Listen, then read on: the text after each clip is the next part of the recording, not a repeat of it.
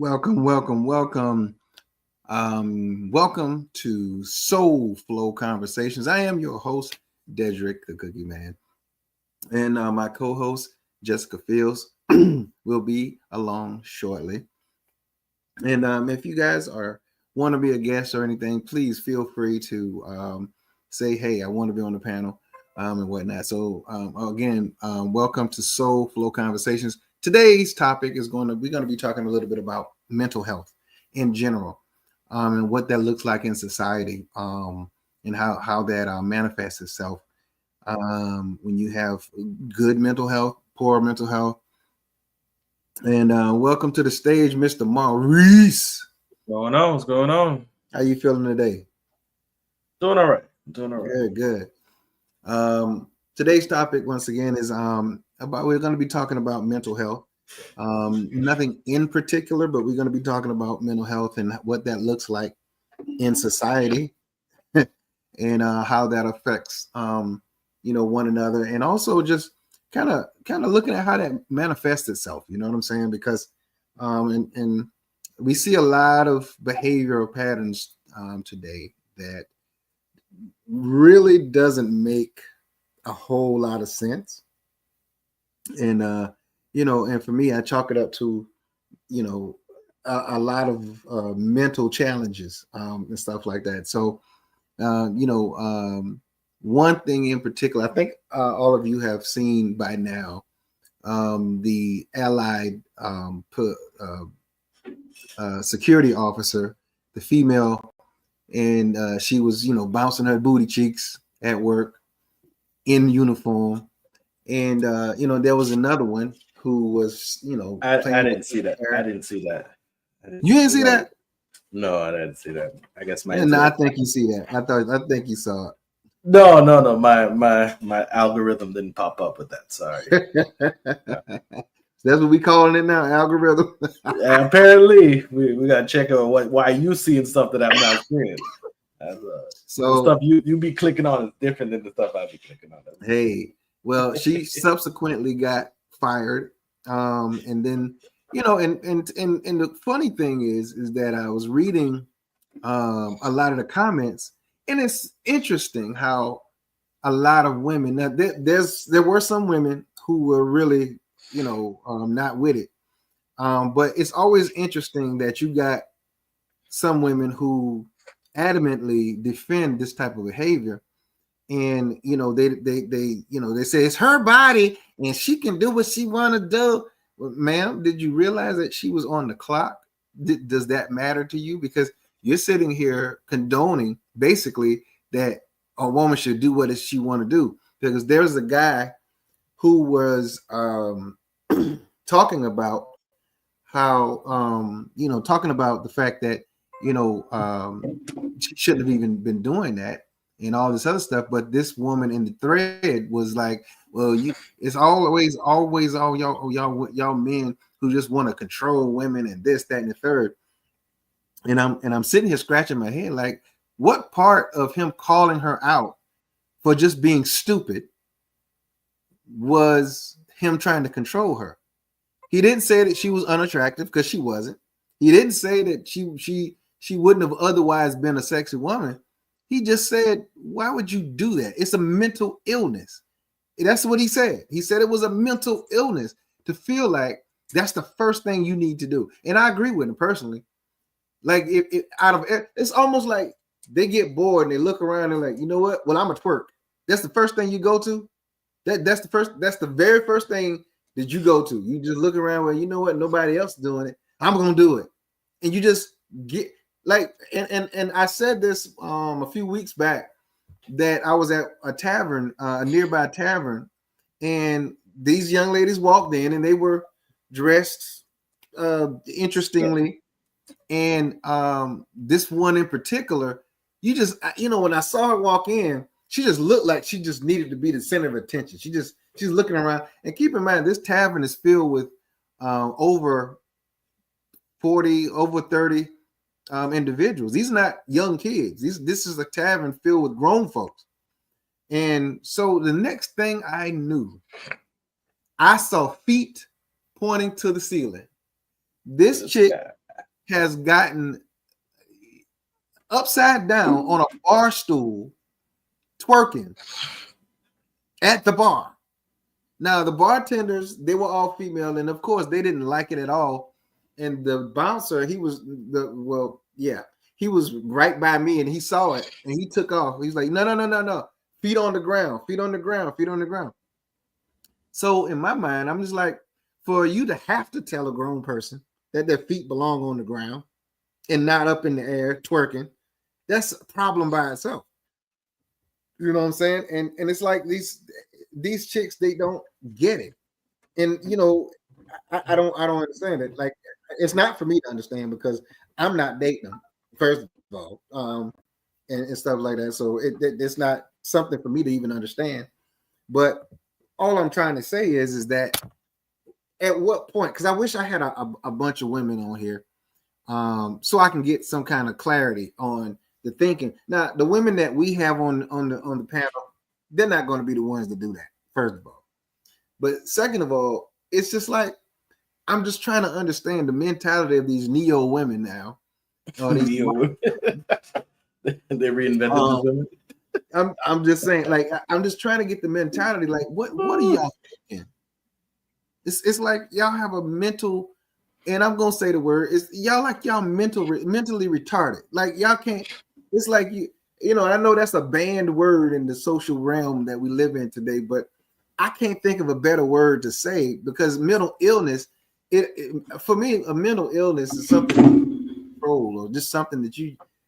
I don't know, but when I say you just retarded, that just means that you are knowingly stupid. Like, why would you go out with the intention of doing that? And with the chick at work, people are sitting there giving this chick all kinds of excuses. I'm like, ma'am, first of all, you have an allied security uniform on.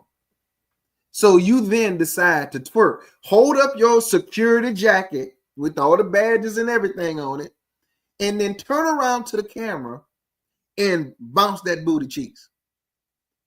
It's different if you send it directly to me. Okay, I can take it. I'm good with it. But your dumb behind went ahead and posted it. You posted it. So why would you do that? If you're not sending it to somebody special, why would you post that on the internet? That makes no sense. You know. Anyway, I'm gonna chill for a second. Let you get a word in edgewise, whatnot. And you know, like I said, this is about mental health, so you can come in at whatever angle you want. Well, I mean, regarding the subject you was on, I think mental health for that type of stuff is a cop-out. That's not mental health. That's like, there is a such realm called bad behavior. That's all it is. It's, you know, not being properly raised, not knowing right from wrong, the stuff that your parents should have taught you. That's not mental health. That's not an excuse for that behavior. And in regard to the comment that you said about the mentally retarded, I actually deal with the IDD community. It's the politically correct way to say it, which is intellectually development disabled. They would never do anything like that. So please give them their credits, because that's not what they do. And if they were to do something like that, there's plenty of people like me and other people around that would tell them to stop that immediately. It's inappropriate behavior. And they would listen and probably never do it again. I mean, so it's so the whole concept of mental health or something wrong with their brain, one way, whether it be a chemical imbalance or some type of developmental situation. Yeah, no, I never seen that video. I don't recognize that girl at all. Oh Lord, damn. Yeah. Yeah, I mean, the suit, the outfit fits. You was just checking if it fits, right? Yeah, making sure nothing fell out at work, right? You're making sure, making sure it was appropriately worn, right? Okay, I got you. Okay. But yeah, no, like that. like I said, has nothing. This has not. That has nothing to do with mental health.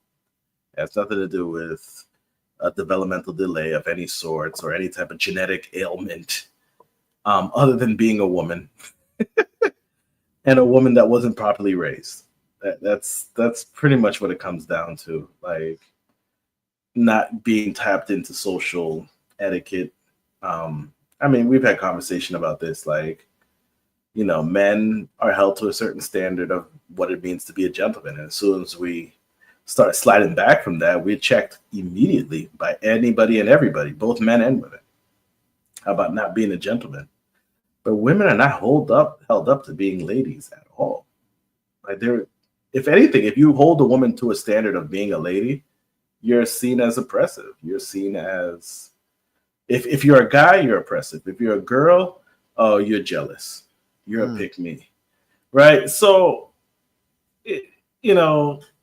they just can't be told or corrected appropriately, right? So that's all it is. I'm done with the excuses for fully functioning adults acting poorly by choice and trying to give them some type of way out other than accountability. Own it. That's your behavior. You need to fix it or suffer the consequences that come along. And that means getting canned from your job. It's not a hard standard to meet. It's not. Like, there's some hard stuff. There's some hard standards out there. You know what I'm saying? This, like, don't shake your ass on the internet, like, especially in our uniform, like, it's not a very hard standard. Like, go dress how the heck you want to dress and go to Hey, Mrs. Fields, how you doing? Good to see you. Good evening, fellas. Yeah. No, you can go wherever you want, all scantily dressed and whatnot, and shake your booty however you want to. Fine, but you gonna wear somebody's uniform. Like, these people, they don't play with their image in that brand, especially security. Like, if you're wearing a uniform of that level, it's hard enough to get respect. It's hard. They call you flashlight cop, mall cop. And they call you all types of stuff. It's hard enough to get respect. And then you're going to do this type of behavior in that type of outfit and then later say, respect me? No, don't work that way. Yeah, so I'm gonna end there. All right. We were just talking about the female security guards who went viral for bouncing her butt in her uniform, and she got fired and all that good stuff. And I was explaining that from what I saw, she got fired and whatnot, and there were some people trying to defend her and justify it and all this other stuff. And I told one lady, I said, there's no, it doesn't matter. And her thing was, because somebody had responded, there was a few people actually that responded to her ignorance and stuff like that, responding that she was ignorant and all this other stuff. And I guess it got around to the fact that she was married or whatever, because somebody made the assumption, I'm thinking that you're still single. And she's like, no, I'm married of 16 years. I'm like, okay, I don't really care how long you were married. Right is right and wrong is wrong. You're at work. You're on the clock. You're on these people's dime. And the very first thing that comes to your head in all your infinite wisdom is to jump up and shake your behind. The woman was attractive, sure. There's always a time. I don't know about that. She wasn't ugly. She wasn't ugly. She was attractive, but my whole point is she had a good enough body. But my whole point is wrong place, wrong time. Like, if you want to do that on your own time, then that's what you do. But you are in uniform, literally. You came up to the camera to turn it on with your Allied Universal badge. You uniform down, and then you walk away, and then turn around, and then bounce your stuff. Yeah, they're idiots. Like, how stupid can you be? And then wondering why you got fired. They're that stupid. And then the woman is sitting there telling me, well, it's her body, it's her phone, and she can do. Where is this? You can do whatever you want to do, and on what planet does that? How does that? Oh no, you can do whatever you want to do, but you can't get mad when the consequences come and bite you in the ass. Absolutely. No, you can still get do mad. whatever you want. You just can't stop the consequences. You can get mad Yeah. if you want to. You just can't stop it. Right. You can pout and scream, but it's still going to happen. Right. So, I mean, but that's for any company. And you don't even necessarily have to be twerking. You could just be cussing and you put it online and they're like, whoa, we didn't even know she had that kind of mouth. Or, you know, Right. whatever. If they don't feel comfortable on how you're representing their company, like you said, especially when you're in uniform, they have the right to get rid of you. Yep. So again, you're wearing the uniform. It's plain to see who you work for.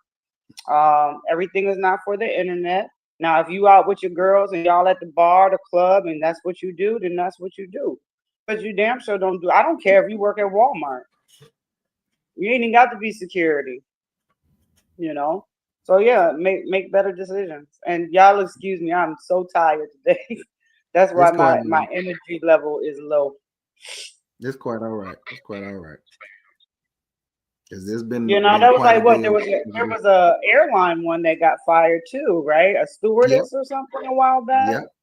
Yeah. So like I don't know, is this like some TikTok challenge? So y'all goofettes is losing y'all jobs over some TikTok challenge because you want to be twerking in your uniform for the company that you work. Yeah, that's stupid. This is dumb.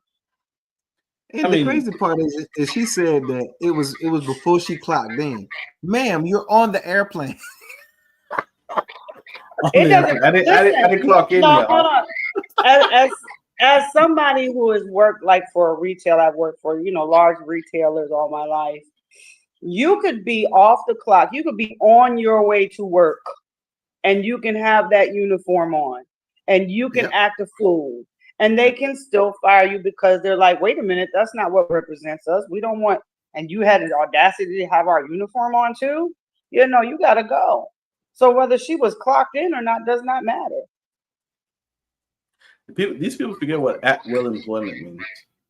Yeah. At will. It's the funniest thing because they can fire you for pretty much any reason. They can say you too ugly. They can legally they can be like, you too ugly to work here. We when we hired you, you were a lot less ugly, but now you've become ugly, so now you are fired.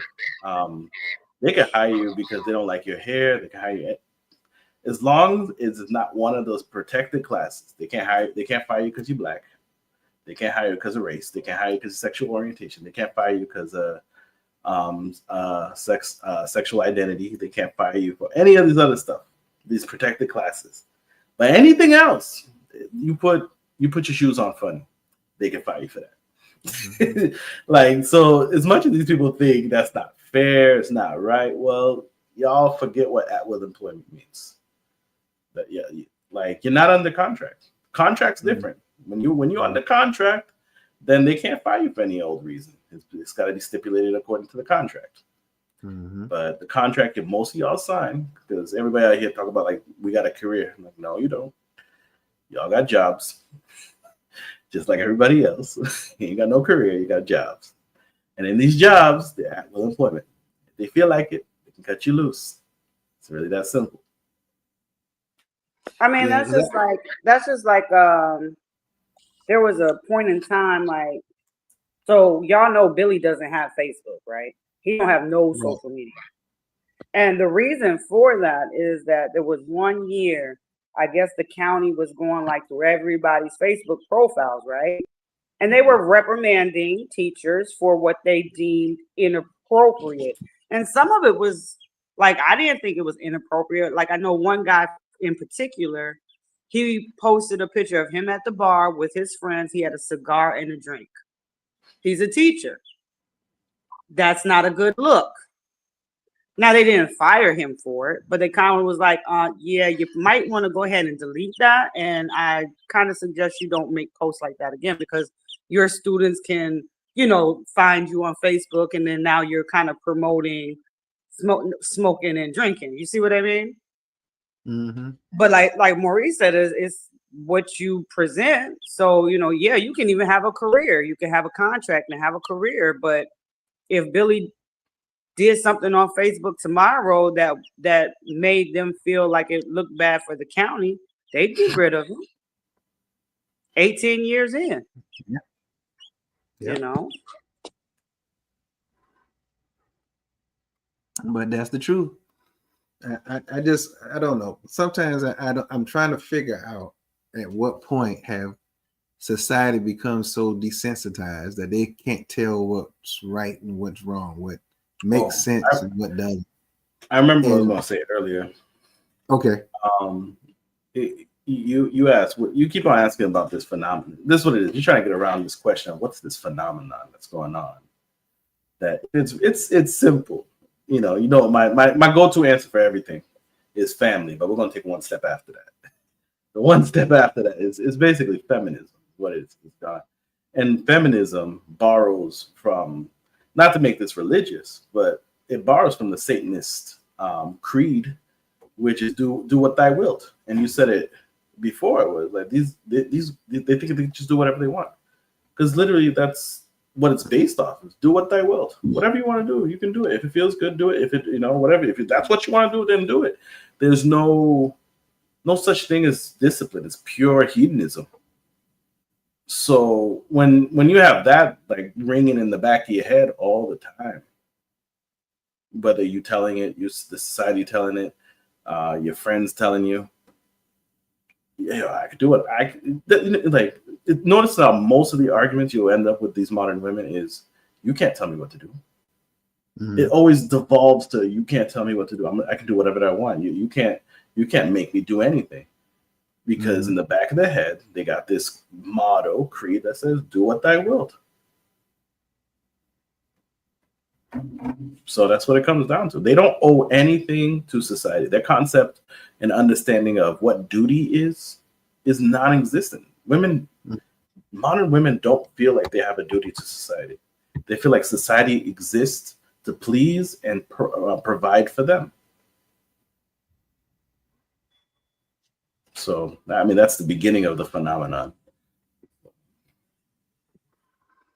Yeah, it's a really self-serving, selfish, entitled mindset. Huh? Solipsistic. Well, I don't know what word you just used, but okay. But that's the way I see it, because it's just like. And then it's also an enabled behavior too, because you have a faction of men who make them feel that way and feel justified to be that way. And then you have those that close circle of people who are either scared to tell them for whatever reason. Maybe it's whatever she comes with as far as what she gives them or whatever. And they don't want to lose that privilege or whatever, or that she's in that circle. But there are people who are not telling her the truth. There are people who refuse to be real with her and tell her what that looks like. Now, on the flip side of it, you do have those individuals that no matter what somebody tells them, they really just don't care. And that's just how they operate on that I don't care operation and system. Which is pretty stupid and it's pretty dangerous, but and that's the reason why they keep recycling their experiences with the opposite sex or whoever they deal with or people in their lives. They lose a lot of good people, and then so it's one of those things to where it's sad to see and witness, because you're sitting there scratching your head. Like, you all remember that the lady who got up on the restaurant owner's chairs and started twerking and dancing, and he was like, "Get off of my chairs, what are you doing?" Well, you shouldn't be having that type of music playing, because people gonna want to dance. No, man, you're at a restaurant where people are eating and you're twerking on this man's furniture. At what point in your adult brain does it make sense for you to jump up on furniture. Your name ain't Tom Cruise and he ain't Oprah Winfrey. You don't jump up on somebody's furniture. You don't do that. And it's like she's trying to justify it. And like you said, zero accountability. Like, well, there's at what also point are you going to see why that's wrong? well, because at this point, there's also a lack of shame. Yeah. People aren't ashamed of anything anymore, you know. Yeah. And I know we've discussed this numerous times, but you know, just for an example, you know, growing up, we knew not to embarrass our parents. Yeah. We knew not to bring shame to the family. You know, you could be out there doing the dumbest thing ever, and one of your neighbors will be like, "Now I know your daddy taught you better. I know you lying. Get your little tail over here." And I'm taking you to your dad. I can't even believe you doing this. You know, but having said that, you know, when you go through a childhood where nobody teaches you some humility and some shame, this is what you breed in essence, where nobody has any accountability and nobody has any shame. So they do whatever they want to do. And then when the consequences comes and bites them in the ass, they're the victim. No, you're not the victim. You did what you wanted to do, and guess what? You can. But again, you're not absent from the consequences of your actions. So choose wisely. Yeah, what you just said just reminded me of you know, a set of rules that I used to give kids before stepping out, because I used to work. I worked in several different areas where I had to, you know, take kids on certain outings, and they always had this like sheet of list of rules, and like you'd have to make them kind of recite a certain contract. Like, you know, I don't know. I can't remember half the stuff on it because you know why? Because I threw it away. It was a bunch of nonsense. And I still told them, listen, I got 2 rules when I take anybody out. 2 rules and 2 rules only. I say, don't embarrass me and don't embarrass yourselves. As long as you can keep to those 2 rules, we'll have a fine time. You break those rules, I will never take you out again. I will lose this job. That's how serious I will lose this job if they try to force me to take you out again. I will never take you out again. And I've never had a problem outside ever. Where all my other coworkers would be complaining like, how do you take this kid out? How do you take? I'm like, you don't give me those problems. Right. Because he knows better. And I mean that goes back down to parenting and what these parents are letting their kids do. Because I can honestly say, and I'm not saying it because they're my kids. My kids have never embarrassed me, ever. They can go to a friend's house. They could be at school, a sporting event, and they just like, oh my God, your kids are so great. They're respectful, and I'm like, they damn well better be. They damn well better be.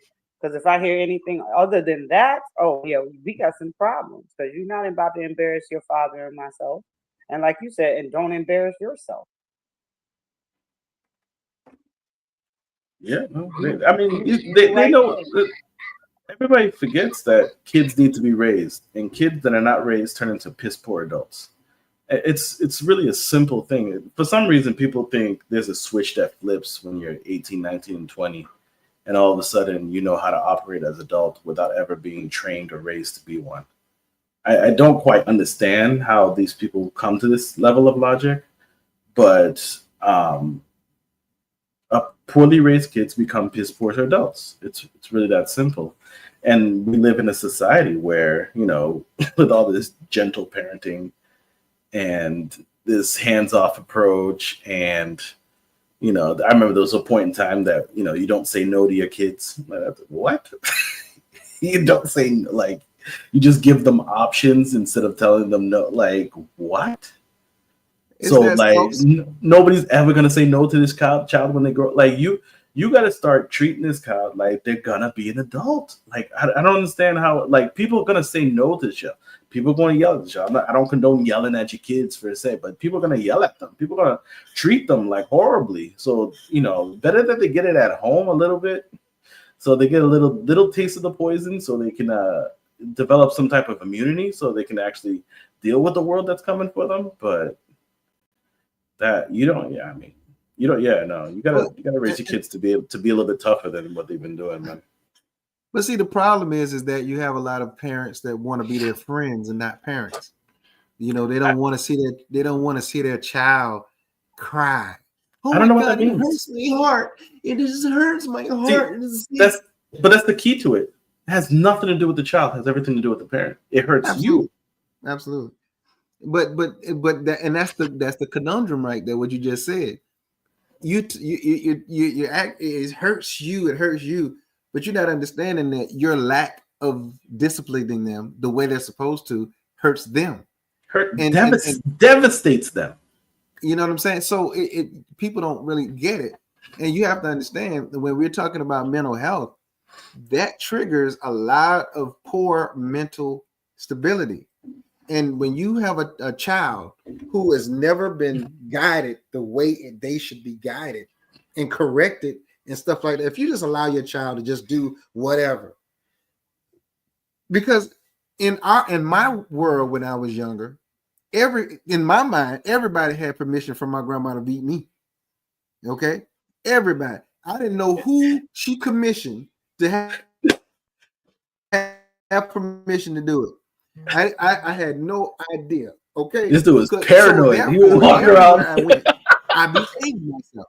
Right, I behaved myself because number one, what Jessica said was I did not want to embarrass my grandma or my grandfather. You understand? Like, I didn't want to embarrass them because they're not going to say Dedrick did it. They're going to say Miss Mary's grandchild did it. That's Sister Bell, her grandchild. Oh, you know the Bishop that's Bishop grandson right there. You see what he's doing? Yeah. They're not going to ever say, well, Dedrick did it, and just falls on just my shoulders. It's a reflection of family. Yeah, you carry the burden of your family. You carry your family's name everywhere you go. And that's how Asians and their families do when they come over here. Heavy. Because when they come over here, you're coming over here for a purpose. You're coming over here to do right and make your family proud and uplift their family name. But now these kids don't care about anything at all. And it's just like, it's not these kids, it's their parents. Like, blame the kids all you want. I guess the kids are the result of the consequences, but and that's the manifestation of the problem. But it's these parents. I can't disagree. It's the parents. Like, and again, it comes from these predominantly feminist households. I don't care if these feminist people are married or not. They're still teaching this feminist ideology to their kids, which stems from this "do what thou wilt," right? Oh, and whenever you hear parents really like heavy on, oh, you know, if that's what he wants to do, like if they're really heavy on that, you know, you got a problem, because a kid needs a construct. I stole this from Jordan Peterson. It was a pretty good thing. He got it from somebody else, so it's okay if I steal it. He's like, all right, Dedrick, yo, let's play a game. All right, you start. Oh, okay, I don't know what the game is. Exactly. What's the problem? The number one problem is there's no construct. Zero construct. You're unable to create anything from zero construct. When you're born into this world, you need some level of construct on how to operate in this world. You don't know any better. Mm-hmm. And if someone just throws you into a game and says, "Be creative," do what are you talking? I don't. Then pretty soon they start sticking their fingers in their butt and smelling it, and you're gonna tell them, "No, don't do that." What do you mean, don't do that? You just told me be creative and do what I want. And that's why I decided I'm gonna stick my fingers in my butt, because this smell is really weird. But it's a sensation, so I might as well do it. Why not, right? I mean, and don't act like you ain't had that kid that stuck his fingers in his butt. Everybody knows that kid that stuck his fingers in his butt. We all know it. So we're not going to talk about Brad right now, okay? We're not going to talk about Bradley right now. So it's just leave him out of this, So no, but and I developed a saying before a long time ago that says, creativity outside of construct is chaos. Everybody thinks in order to be creative, and this is what they try to foster in their children. I want them to be creative. and I don't want to stifle their creative. I don't want to stifle what's them, right? But if, in order to be creative, even a painter needs a canvas in order to create his masterpiece. Because imagine a painter without a canvas. Where are you gonna paint? That's essentially what graffiti is. That's essentially what all this the nonsense and vandalism is. It's all these kids trying to be creative without a construct. What's up, Hennessy? Hey, how What's you going doing? on, Hennessy? Welcome to the stage. Well, thank you. Good to see you all again. Yes, indeed. Yes, indeed. All Good to right, see all you right. as well. Did you finish, Maurice? Yeah, no, I wrapped up. Okay. Yeah, we're talking about mental health and what that looks like in society. We haven't transitioned over to men's mental health yet. So for those of you ladies who feel like we're beating up on you, we're not. I am. You know, but if the shoe fits, ... But all we're trying to say is that there's some behavior that a lot of us deem as mental illnesses or mental retardation. However, like Maurice said, that's just bad behavior. I agree with that and stuff like that. We were talking about that security guard, and I know you saw her. That security guard who was at work and she turned around and started bouncing her cheeks, but she was in uniform. She was in full uniform. Have you seen that video? No, not yet. Okay, so yeah, so she was fired subsequently for doing that nonsense.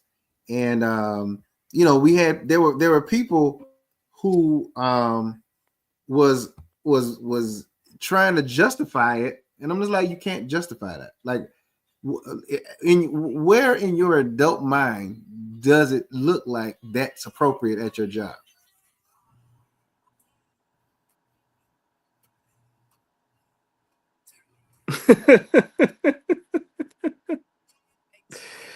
Yeah, that's crazy. Yeah, that's crazy. Oh Like man, literally. yeah. I think So she got the wrong job description. So we were just talking about that a little bit too, and we kind of evolved into, you know, how that mentality and rubs off on society and children and stuff like that. So that's what we were in, and that's the soup that we were in at that moment.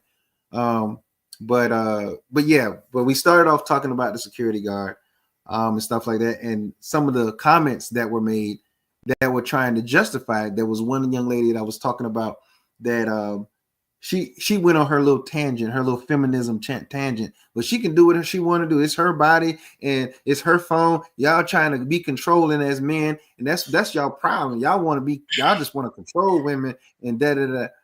And I'm sitting here like, and I told her straight up, I'm like, ma'am, at no point is that appropriate at a workplace. Okay.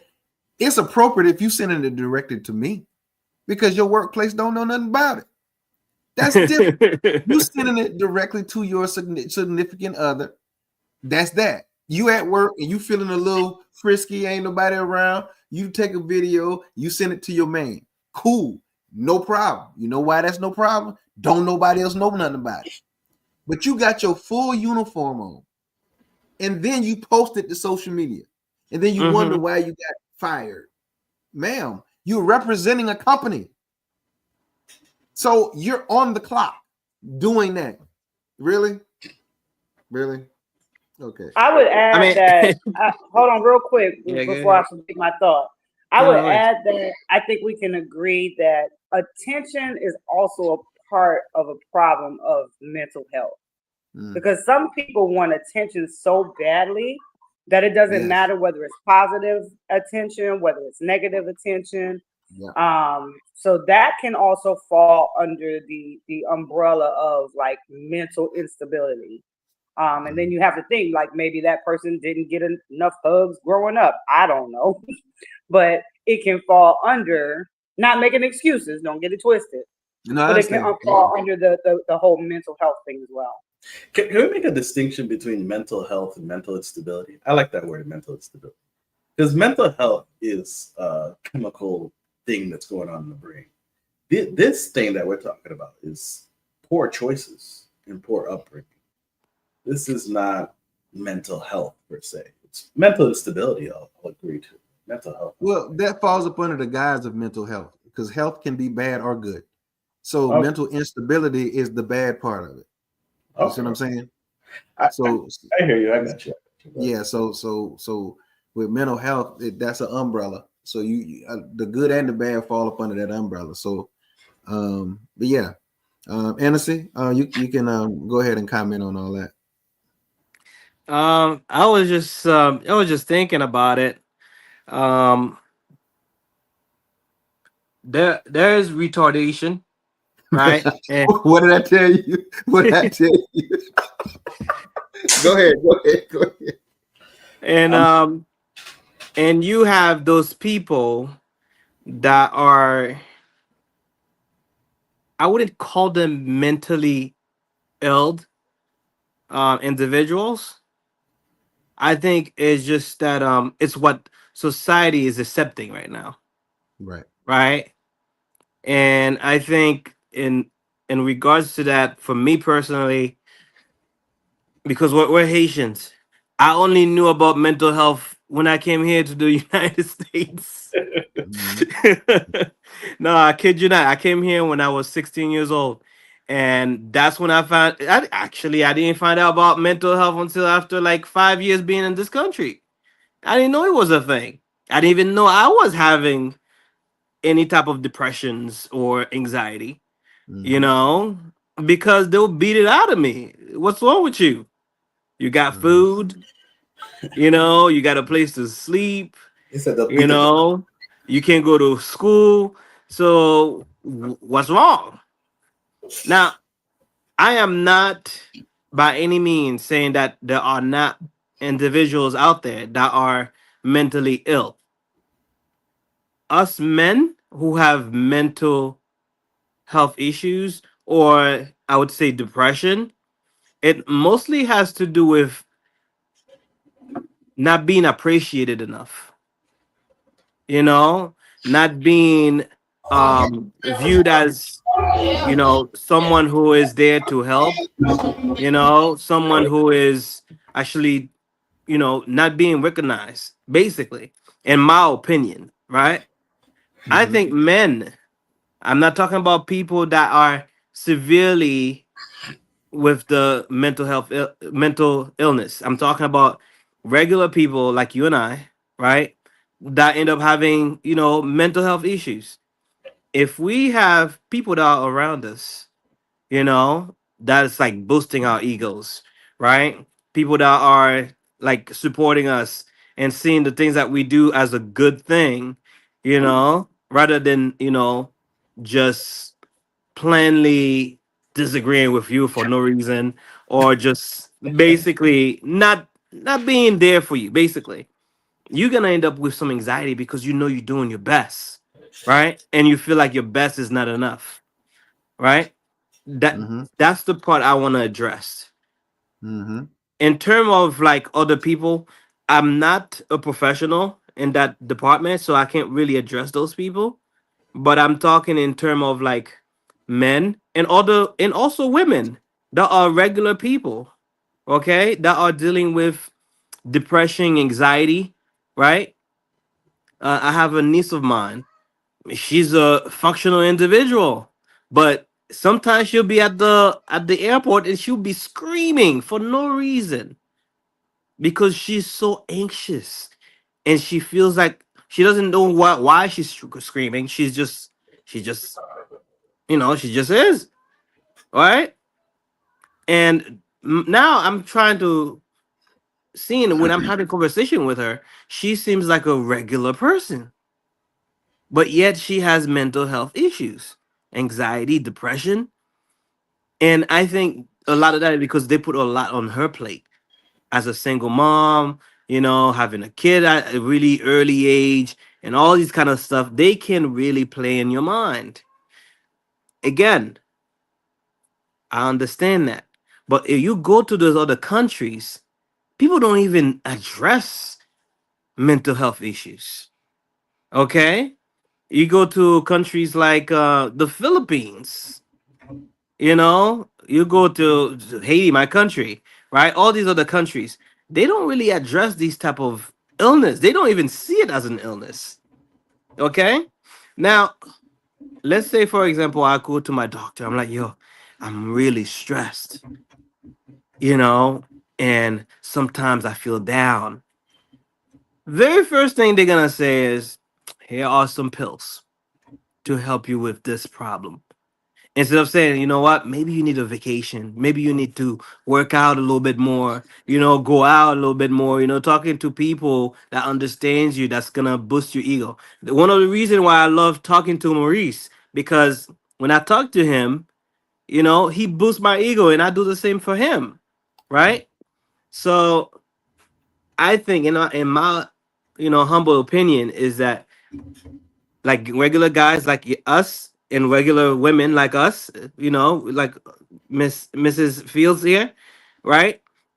I think we need to associate ourselves with people that are like-minded like ourselves, that will be willing to uplift us, right? That are willing to understand where we're coming from. We can have these type of conversation that are deep, and guess what? And we can go in it. We can go through it. All day, all night. Me and Maurice, we'd be on the phone for like 3 hours. We didn't even realize we'd be on the phone for that long. So this is what I'm talking about. When you have these deep conversation with people that are like-minded like yourself, guess what happened? You release this chemical, the feel-good chemical. What do you call it? Oxytocin. There we go. You release these good toxins, and guess what? It makes you feel better. I mean, I'm sorry, not toxin, but I'm talking about like chemicals, right? It makes you feel good, right? It makes you feel good. So that's my take on this. It's just that we need to uplift one another, even if you don't know the person. I think as human being, because you don't know what somebody's going through. Now again, I agree. depending on the person I'm talking to, like I could care less if I'm talking to Maurice. I'm not gonna have to walk on eggshell, right? But there are some people out there, you have to. You have no choice, right? But that's just my take on Well, this. I actually am glad that you segued into what you segued into when it comes to mental health and men's mental health in particular, because a while back, last year, I was approached to be a part of an anthology pertaining to Black men's mental health. And that anthology was by Miss Pamela Coleman. And just so you can see, I'm one of the authors, so I'm a co-author. And if you know what an anthology is basically multiple authors in one book. All right, that's what that is. There was multiple men who had multiple chapters in this book, talking about men's mental health, and you made some very, very important observations and statements in that regard. And when we talk about mental health, sometimes we don't really address the root problem, and therefore the problem itself persists because the root hasn't been addressed. And a lot of the times when we meet each other in the streets, or we meet each other, or we passing by each other, or we talk to people, we generally say, because my chapter is excuse me, my chapter is it's not just how you're doing. Because my thing is when, and this is the cover of it, if you guys want to look it up on Amazon and purchase Unspoken. it or whatever the case is, it's called Unspoken. It's okay to not be okay. Is that And you stuff on like that picture there? On the right. not the big picture, the small picture. Not the sexy dude, the other dude. Yeah, the other dude. Yeah, the other dude. Yeah. So Maurice, he just said uplift one another. Yo, that's how I do it. Yo, every time I say mental something, health. It's mental every health. time I say It's something, poor mental health. yo, I could be supporting you, I could be clowning you, you're gonna laugh. And you're gonna feel good about yourself. Either way. That's how I do it, man. That's how I do it. I'm messing with you. I'm messing with See? you. You look nice, Daddy. Don't let him. Don't let him. So make I you feel appreciate. any kind of way. So I well, I appreciate it. I appreciate it. My queen, I appreciate it. So the thing is that this is a very important topic because it's not talked about nearly enough. You have to have a safe space, like you were talking about like-minded individuals. You have to have a safe space. My next door neighbor across the street, he does a podcast as well, and he has his male friends and family come together, and that it's in their little circle of men. We have a few people in the men in the neighborhood that will come to his house, and they get to just vent without having to justify anything. They get to vent, let it out, because people are not understanding that if we have a wife right here on the panel, right? So if her husband Billy comes in there and he attempts to be transparent with her and express himself with her, and he can't do it, that's going to be a problem for him. Because you have to understand something. If the person that you're supposed to trust the most in this world, the person that you dedicated your life to, the one you can't even be transparent with, that's a problem. Because what's going to happen is Jessica's never going to get that part of him again. Now he's going to love her to death. He's going to love her. But that part of him, he sees that she's going to mishandle it, right? And if she mishandles that, he's never going to present that to her the same way again or give him that part of him again. Now, that's most men. Now, I don't. And it only takes one. Yeah. No. And in my humble assertion, when I look at certain things, if a woman proves to me that she can't be trusted, she's not loyal, she doesn't have to do it again. She doesn't, because now I put her where she belongs, and that's where she's going to stay. I'm not a person that allows a person to hurt me more than once. When you do it one time, you've now shown me who you are, and I'm going to believe you, right? Well, I think there's another aspect to this, if I could interject real quick. Go ahead. There was one aspect of it, like, the role of a man with his woman is protector, provider, right? And if he relays a certain problem onto his wife and she starts to become anxious because of that problem. Now, it's not that she's untrustworthy or doesn't know how to handle the issue. It's just that emotional instability that just was caused in her gives him another problem that he has to deal with now. And that's the only way he'll see it. So then now he's going to be more likely to keep from telling her these things that's going to stress her out, that's going to make her worry. Because, we know we have these women out here that are worriers. They just worry. So you want to limit or present the information more appropriately to her before. Now, that in itself requires a certain level of practice on how to present this information to this woman that I love, that I care about, that I trust fully, that she just doesn't handle it correctly.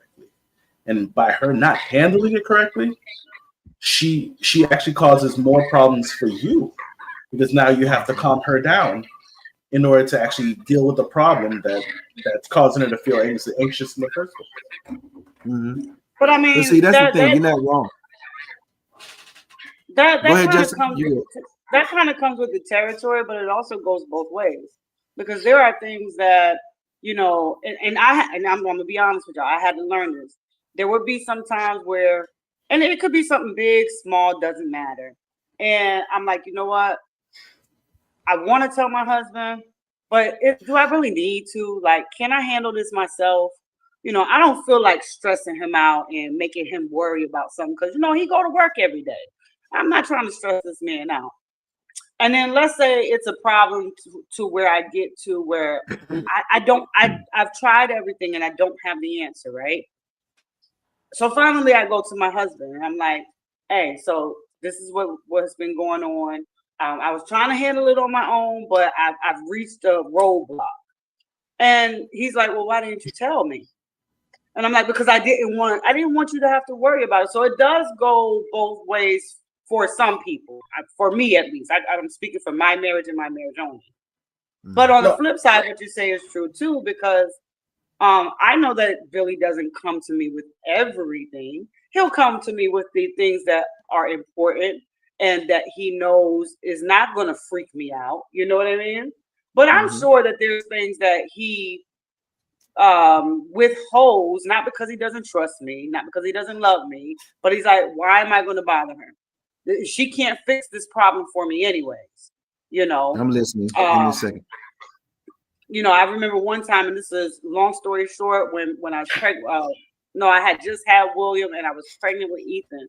And you know, as a spouse, you can tell when something's wrong with your other half, or you should be able to. And one day I was just looking at him at the table, and I could tell something was wrong with him. And I said, "Baby, what's wrong?" And he said, "None. I got it. I'm like, "No, come on, tell me what's wrong." He said, "But baby, there's nothing that you really can do about it." And it was about the bills. You know, I was a stay-at-home mom. We had 2 kids under. Well, no, I was pregnant, and then I had a toddler. And but at that point, it's like, okay, but baby, I can still help you. What can I do? Like, is the electricity bill too high? Like, is the water bill too high? I can figure out ways to kind of cut back to try to ease something up off of you. So again, it just goes back to open communication. And yes, women, y'all should be able to, listen to him when he's really coming to you with a problem that you can do something about. So like I said, I just think, I'm not disagreeing with you. I just think that there's 2 sides to that coin too.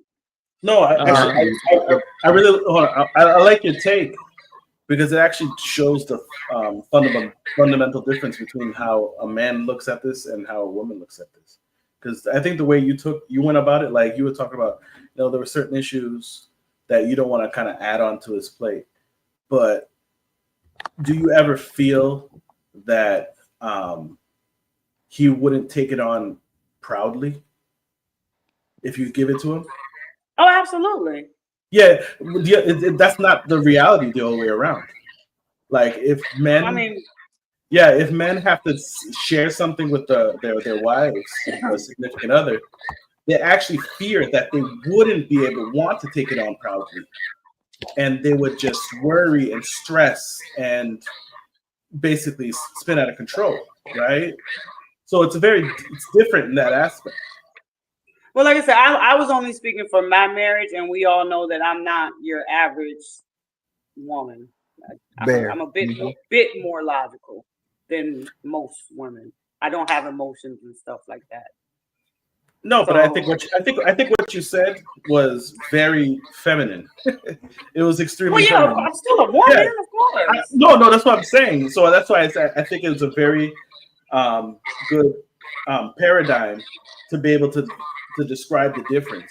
Like if a woman gives a man a problem, he seems always, even if it's too much for him, he seems always ready and proud to take it on, right? Or he has a tendency to be that way, right? Not all men, right?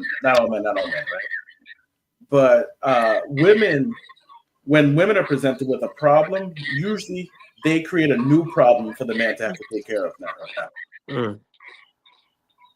I'm not, like I said, I'm not disagreeing with you. And that's why that's the reason they hesitate. Where a woman's reason to hesitate to give the information is because they actually feel bad that they might be giving them too much. I wanted to add to something like from what you're saying right now. Personally, I feel that there ought to be re-education, right, of how people see things. For let's take for instance, if you follow what the world do in terms of marriage, your chance of marriage being successful is 50%. Do you agree? Because all marriages, it's 50-50. It's either 50% you win or 50% you lose. But now, if we were to do re-education, right? Because I think that's what a lot of people are having a hard time with. Because I don't know for you guys, but I think the world give individuals too much slacks, and when you have too much slacks, you tend to you know basically take things to for granted, and also worrying yourself for no reason.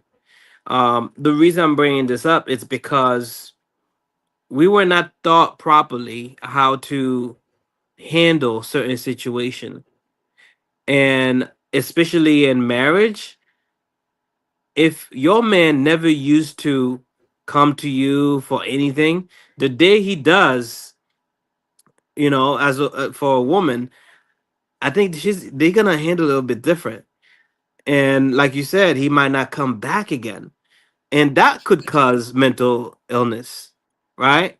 Because guess what? This woman is not seeing me with what I'm dealing with, or she's not taking you seriously, right? Because I've seen women do it all the time, and they would just like deflect, deflect, deflect, and then they would just go about their own things. I seen that man pouring the heart out, saying this and that, and guess what? I've seen a video where this guy was telling his wife exactly how he felt, and the whole comment was like, "Oh my gosh, he's being such a woman. Oh my gosh, is this, is that?" Because guess what? We've been taught to see men as this machine, basically, with no emotions, right? Even our brothers, we've seen each other as men with no emotions. Again, we can have emotion. I'm just saying, don't have too much of it, right? But we still are able to have these emotions the same way that women are able to have logic. We just can't dwell there. But we are very much capable of having these. And when we do have them, we need to have people that can just basically snap their mind from wherever they are for them to be able to handle that situation right away. And that's what we're dealing with. People cannot deal with these type of situation I'm talking about men, when men are sharing their emotions. Because guess what? If you're not used to seeing a man sharing his emotion, I've seen other men laugh. Yeah. It's like, man, look at this dude. I can't believe it. Look what's going on with him. Right? Because it's not a normal, it's not a norm, right, to see another man sharing the emotion. Because guess what, as men, we are afraid of doing this, because if we do, we get clowned. They clowned us, right? Even other men that don't understand it. And I've seen this guy one time, he came up to me and he's just like, yo man, this guy called me at 2 a.m, and he's not Maurice, right? Maurice and I, he can call me at 2 a.m. It's no problem. But this dude, he never calls me around that time. And dude wanted to cry. And I'm like, stop it right there. I understand what you're going through, but your crying is not gonna do anything for you. Yes, sir. Because Well, I let had me to say tell this. him. I had to tell him. Again, not because I wasn't being insensitive. It's because it's someone I've been dealing with for some time now, and he was showing a lot of emotion, right? And I had to give it to him raw. You Mhm. need to get it together, you know. And I understand where. And we stayed on the phone for a good hour and a half, and we were talking. And after a while, and then he started feeling better, and then he started, because he's a single father. And short story is that this guy met this woman 3 months ago, and then getting married. And I told him that was crazy. Okay, they got Very. married. Yeah, they got married, and then 2 months later they got divorced. Okay, Mm. but the truth is, especially when, again, that's another reason for mental health issues in a household. If a child never had a father figure, you bound to have some mental health issues. Okay, for you to not end up with mental health issues, like, you have to have, well, besides God, like some type of like male figures around you. Not that I'm saying like having a woman in the home doesn't help, but child, either a girl or or a boy, they need that structure. They need that discipline. You know, they need that one person who's gonna just like, hey, stop it. Like my daughter, like today, right? She's like, and I told her mom came in. He's like, oh my god, it's so cold outside, and she's like, oh my god, I'm so cold. But she's inside of the house. The moment her mom said it, you know, hey, stop it, you inside. And he said, oh yeah, you're right, daddy.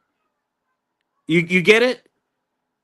You get it? But the mom would have been just running with it. Oh, it's okay. You okay? Let me put a jacket on you, right? But just to make a point, right? To make a point that as as as men and even as women, we need to remember this. We need to relearn these things, re-educate ourselves, not to do it the way that the world do it, but the way that it works. And it doesn't have to be my way. It doesn't have to be Maurice's Ray or Dedrick or Mrs. Fields, but the way that it works in your relationship. And it doesn't have to be one thing, right? It can have a base, but it doesn't have to be that one thing. I don't know if that makes any sense. I'm following you. Why is Maurice over there looking like he a proud father? No. I got some disagreements, and I'm trying to be as cordial as possible. And I would want my man to finish. Just give it to me, draw. Of course, Give it to me, draw. Draw. So I agree with a lot of what you said. I naturally quarrel at the concept of re-education, but that's more of a personal thing. But the real thing that I wanted to push back against is the concept of re-education, re-educating to understanding is we need to actually go back to separating the sexes. A lot. Not this again. Listen, this because this is part of the education. Men learn how to be men from men, not having women around. Having more women is they've done so many studies. You'll see there's one you see a group of boys skateboarding. Let a couple girls walk by, and they would set this experiment up. It's have some girls just walk by, nothing. They didn't interact with them. All of a sudden, the boys started doing more extreme and more dangerous tricks. Right. So by adding women to a cluster of men, the behavior changes and it actually becomes less rational. They become more daring, more risky.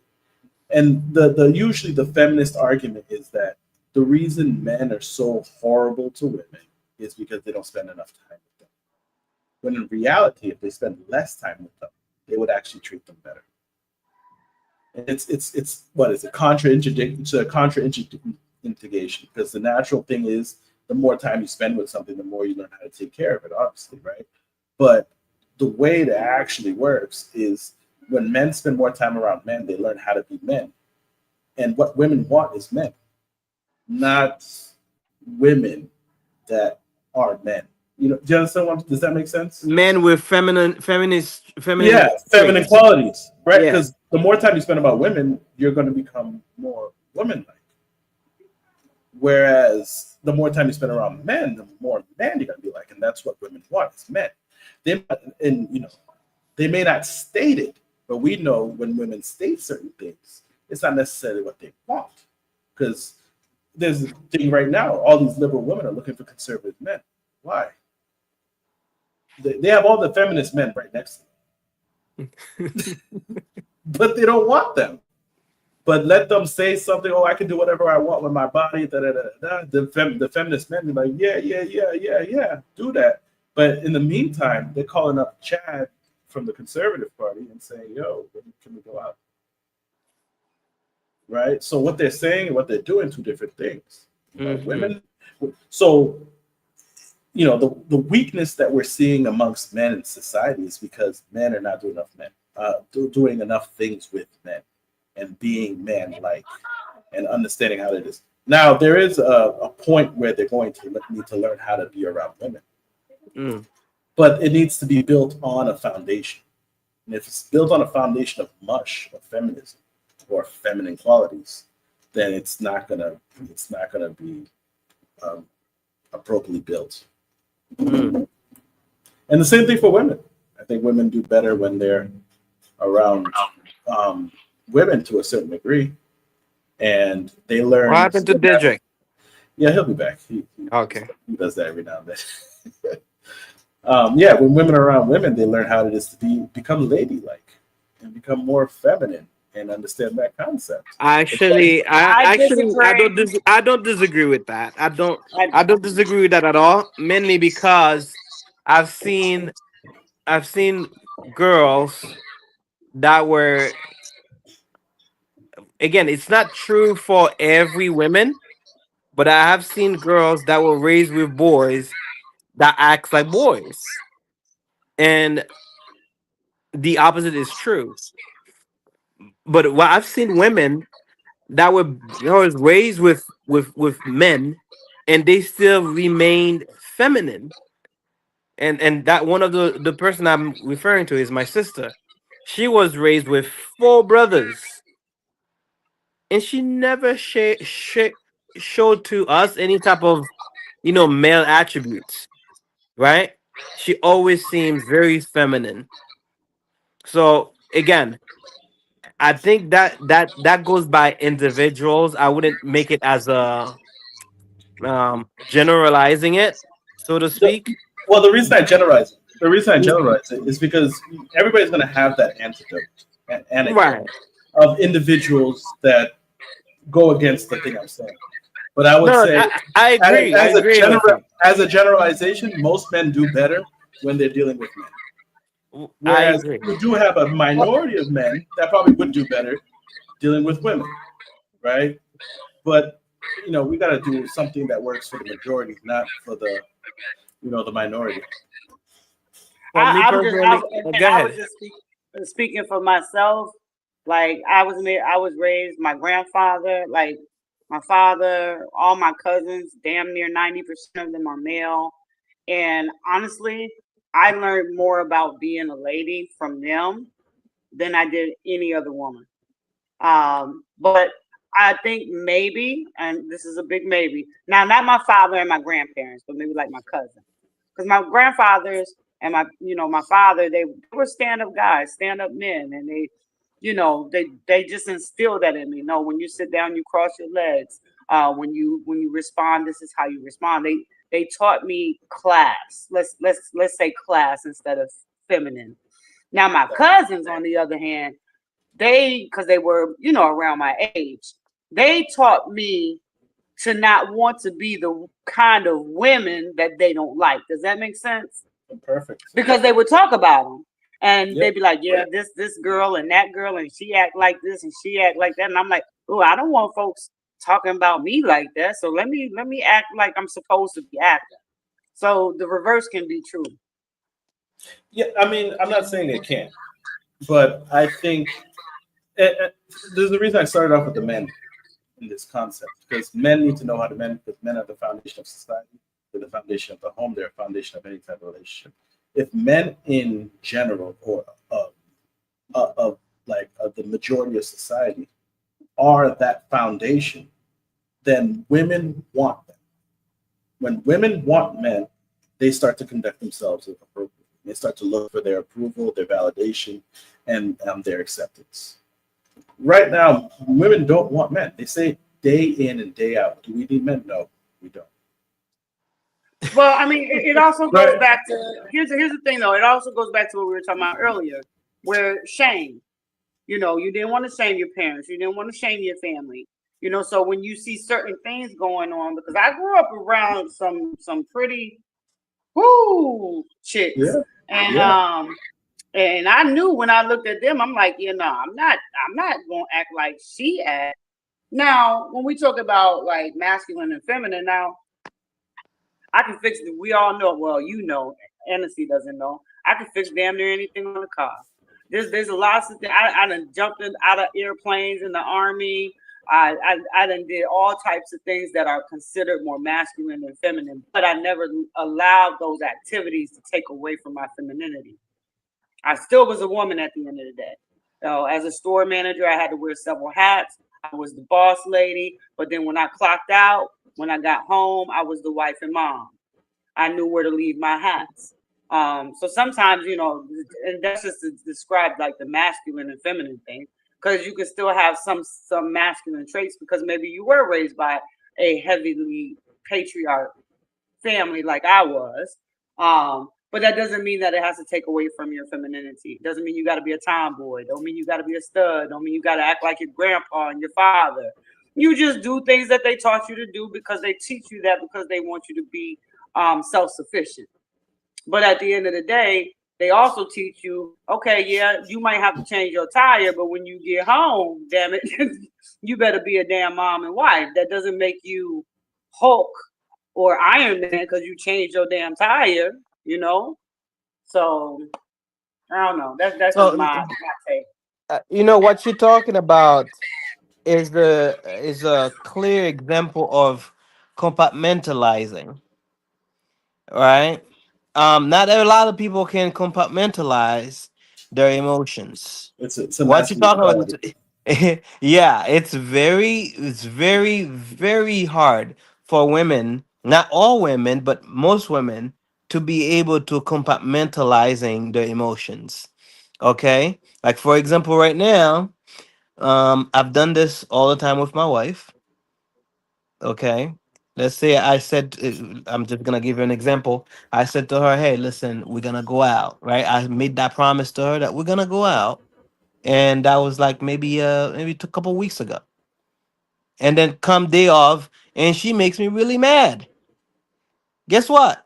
Even though I'm mad, I'm still gonna take her out because I already made that promise.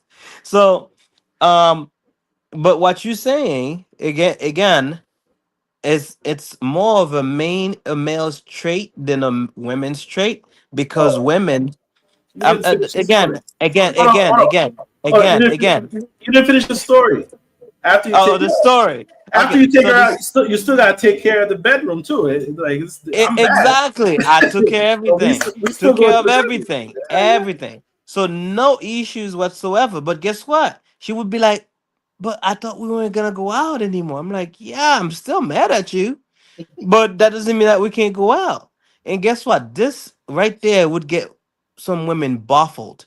Because if they were the one to make that promise and I make them mad the day of, we're not going out. There's no way, no how that they're gonna go out. And you Okay? ain't getting none. Exactly. Oh yeah, And guess what? that's I can be mad and still get some. yeah. Okay? Because you ain't that's you ain't that, you that's ain't gonna deprive yourself.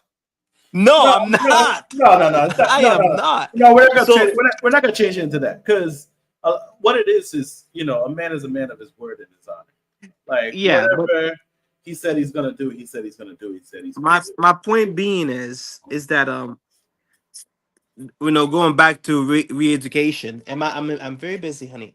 Okay? I'll call you back. Yeah. Um so my point being is that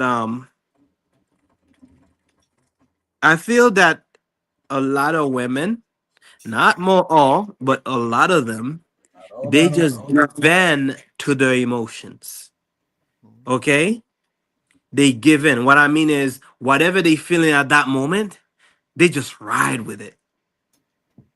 Okay? And let it run wild. Now some women are able to just still, you know, share that feeling and not let it ride.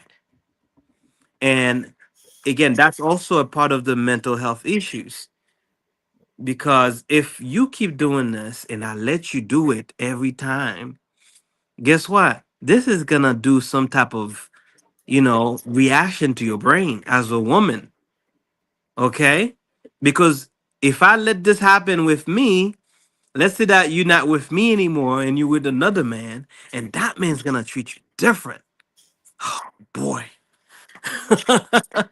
You're gonna have some issues because that man is not me. He's different than I am. He might not run with whatever's going on with you. he might not be. He's gonna be like, "Yo, you need to stop that." Now you're gonna think he's insensitive. He's gonna be this. He's gonna be that, and then you're gonna be, talking to your friends, and then starting having some type of depression about it. I'm serious. These things really, really do that.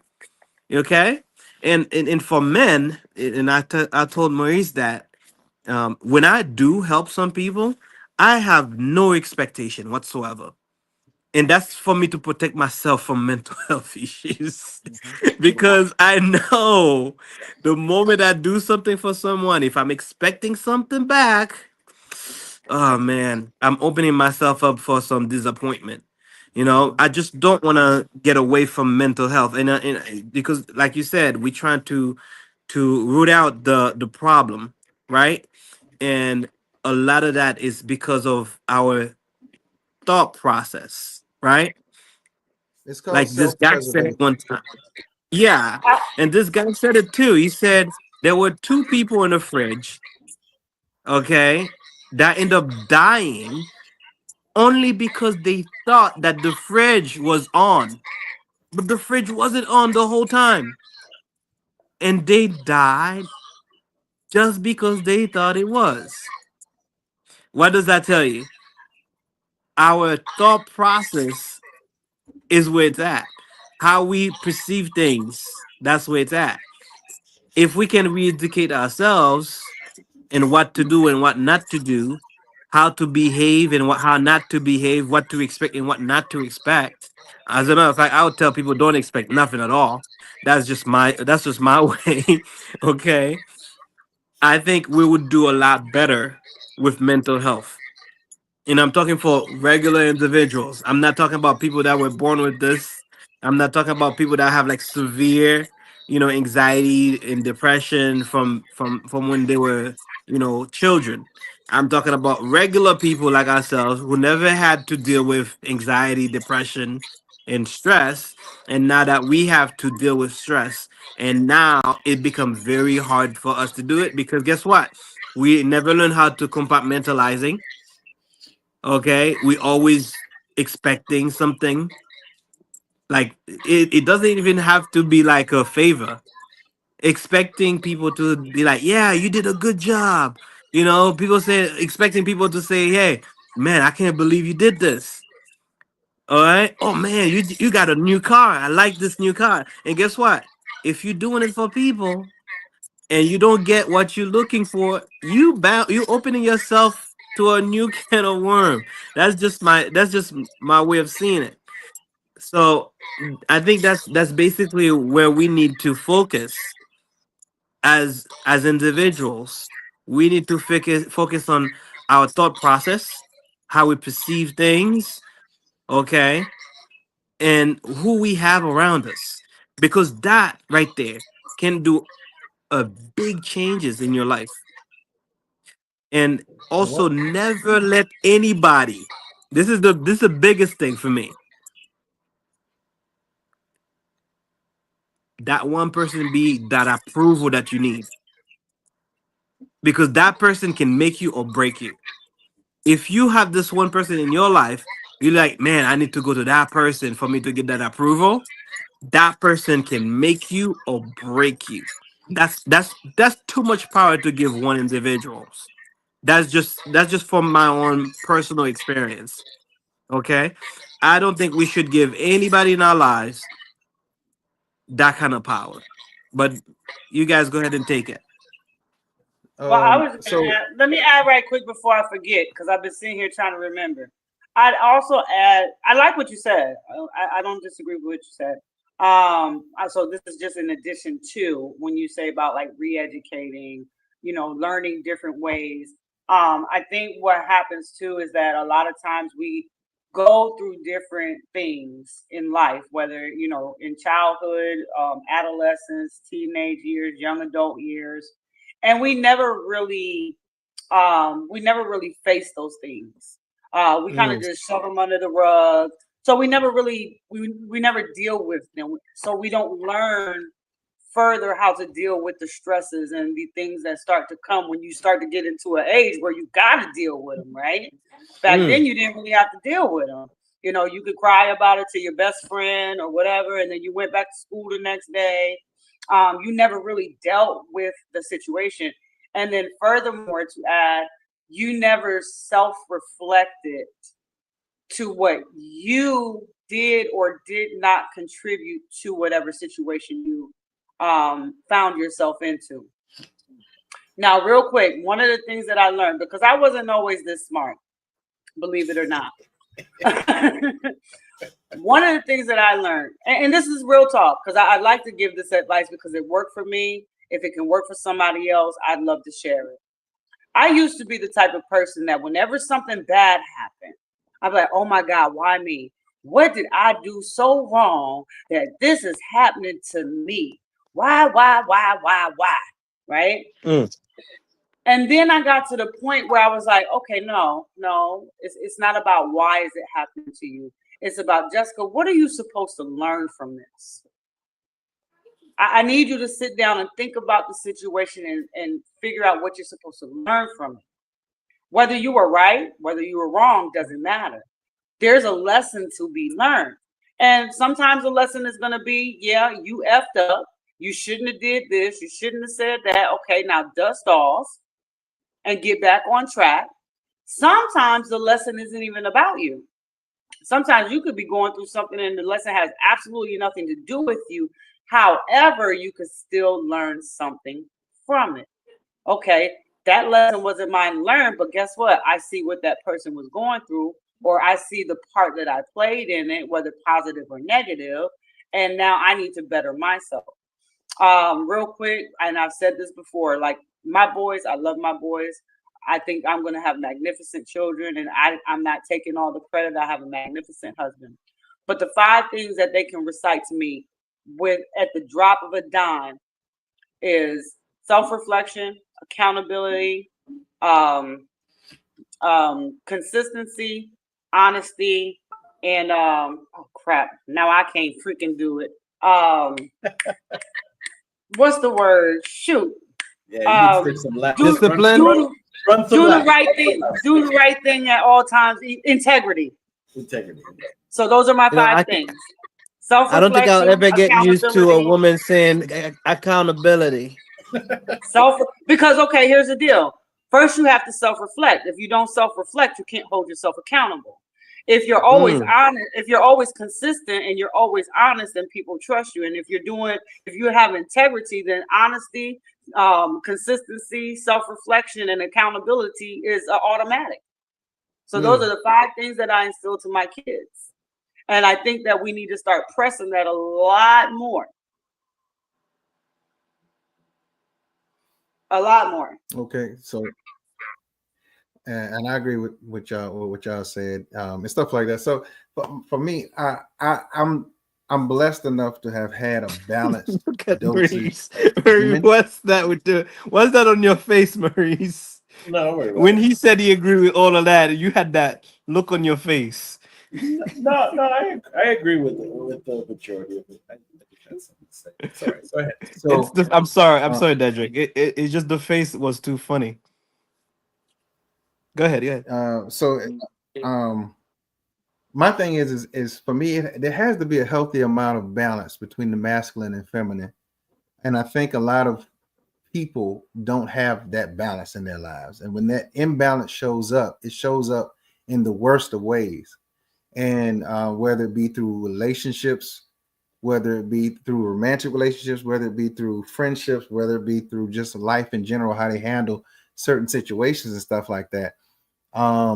Because it's when you like when what Maurice was saying when you say men can only be taught certain things by other men, I do agree to an extent, because you have to have a healthy balance, because when you only learn from men, you miss a side of empathy. You miss a side of what you need to have to be able to function in both sides of it. You can't just have just one side of things. Women cannot teach men how to be logical thinking human beings because they're more emotional. So when you have a woman who's raising sons, they tend to be more emotional. They tend to be more sensitive to a lot of stuff. And that's just a fact. And I've seen it more and more and more and more times than not. And a lot of the times they try to figure out, well, why don't he talk, or why does he act out this way? Well, he hasn't had a man to be able to ground him, because men typically ground their children. They ground them. They don't allow their children to just be erratic and stuff like that most of the time. Now, you do have those women who have had enough male influence that they have a healthy balance, and they're not overly emotional. They are logically processing things. Not to say that they're not emotional, they can be, but my whole thing is they process things a whole lot differently. So for me, when it comes to mental health and how that relates to all of this stuff, is that you always can tell when there's been imbalances in their child rearing based off of how they behave in society. Because a lot of the times you always going to have those ones who are just different, right? But those are not going to be the majority. They're just different. They just do things different. That's always going to be the case. You're always going to find someone like that in households and stuff like that. There's going to be that one kid who's just different. Cool. However, when we're talking about, and Annecy talked about compartmentalization, men do that quite well, and that's why I was talking about earlier. When we try to confide in our significant others, or we try to confide in the person who's supposed to be the person who we can trust the most with our emotions and what we say, our transparency and all that stuff, and then they fail you, men tend to fall back. They tend to fall back and they place you in a particular box, a category, because now you've proven that you're not suitable for my deepmost things that I need to share and get off my chest. It's not smart for a man to internalize everything. It isn't. He has to have a safe space to get rid of it, because what tends to happen is when a man internalizes all this stuff, what tends to happen is it manifests itself in ways that isn't usually very productive or healthy for him, whether it be alcoholism, whether it be abuse, physically abusive to his significant other or others around him, whether it be verbal abuse. It can be a whole lot of different things that manifest itself and stuff like that. It could be gambling. It can be a lot of stuff that he deals with. A lot of times I've heard women say, well, why do you sit in the car? Like, why are you just coming in the house? You in the house. And then she goes on her tangent. That's the reason why he sits in the freaking house. Because now he has to go in the house. Right. Like the Charlie Brown, It's interesting how we already know why. We already know. So my whole point is that when you do that, what tends to happen is you what he's telling you is going in one ear and right out the other, because you're not digesting anything, you're not processing anything, and you're making it about you again. So with men, like they were saying earlier, like we process things differently. We do things differently. The way we process and handle things are totally different in most cases, because like we don't attach a whole lot of emotions to things that we can just go directly to and handle and get it over with. We're not going to sit there. Well, why did it just do that? Well, why did it just? I wonder why. I'm going to ponder this for a while. No, we're not doing all that. We want to get it solved. I remember having been in a relationship, and this young lady said that we had a conversation pending. So I asked her, I said, what is this, a bank? What are you talking about? That's when you cancel the transaction. Cancel that transaction. So here's what I did. I told her, fraud alert. I said, listen, I gave you a week, okay, to process whatever it is, because I explained to you what it was and what it wasn't. Actually, you gave her way too long. Well, usually I don't, but in this case, I let her simmer down a little bit. So that's cool. So I told her, I said, I gave you a week to process that. Mm-hmm. After that week is up, it's a dead issue to me.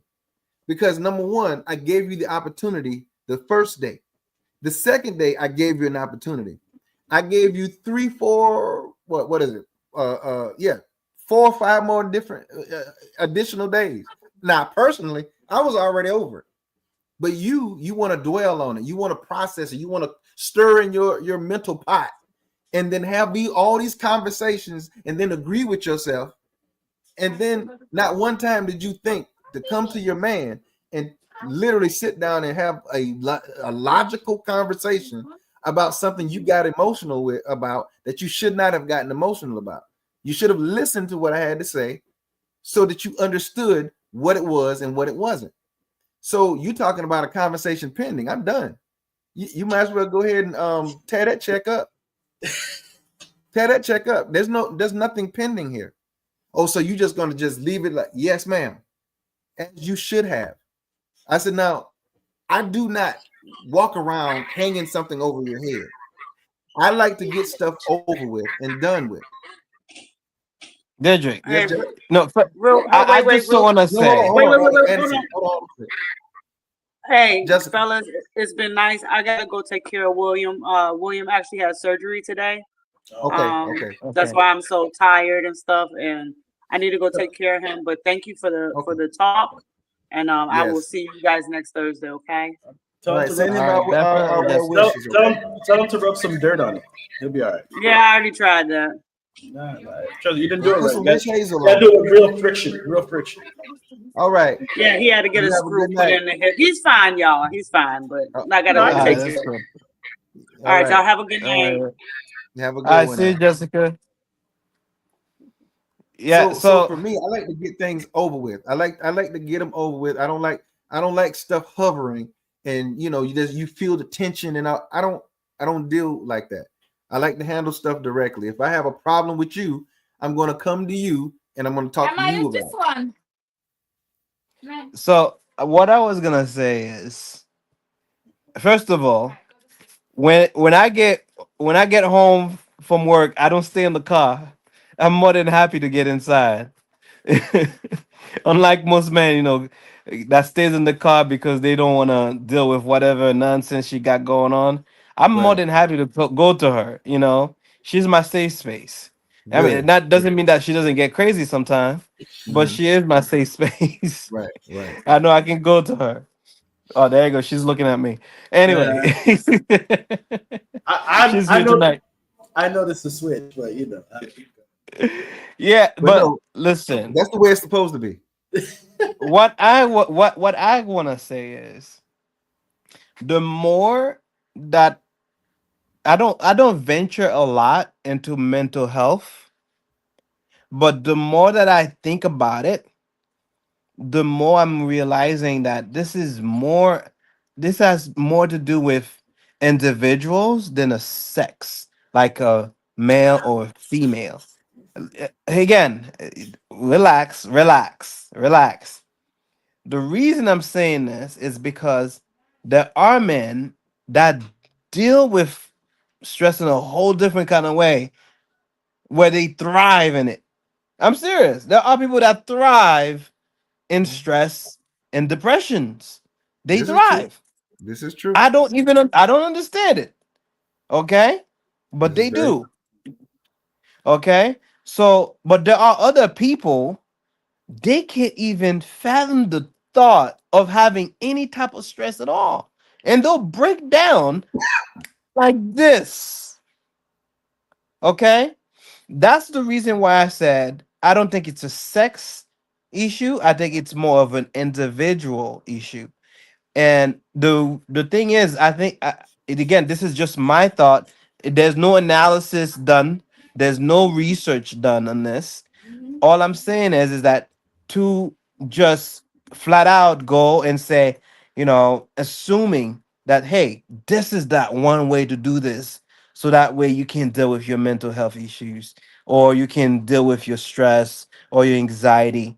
I think that is not the right way to go about it. That's just my opinion. Okay. Now I'm going back into relationships. The reason I'm going back into relationships. Oh, hold on. Respond to that though. You can't just no. Let me finish first. Because that ties into what I'm saying as an individual. Because a lot of times people in the relationship, they looking at other people's relationship and like, why are we not doing this? Why are we not doing that? When you should be focusing on your own relationships, analyzing your relationship, see what works for your relationships, because each relationship are very unique. And I feel it's the same thing for an individual because their situations are unique. And we need to find out what works for that individual instead of doing just do what every doctors do. They just like, okay, so you said stress, right? Here's a pill. You have anxiety. Here's another pill. Oh, so you have depression. Here's another pill, right? Even though they're different type of pills, but guess what? They just keep hearing the same thing without analyzing the root of the problem before they can even come to a conclusion to how we can solve this issue. Again, you can disagree with me. Again, this is just my thought Well, it's coming. process. Okay, this is my thought process. This is what I see every day. I see people deal with things differently. Okay, but like I said, I feel it's more of an individual issue than it is a sex issue. All right.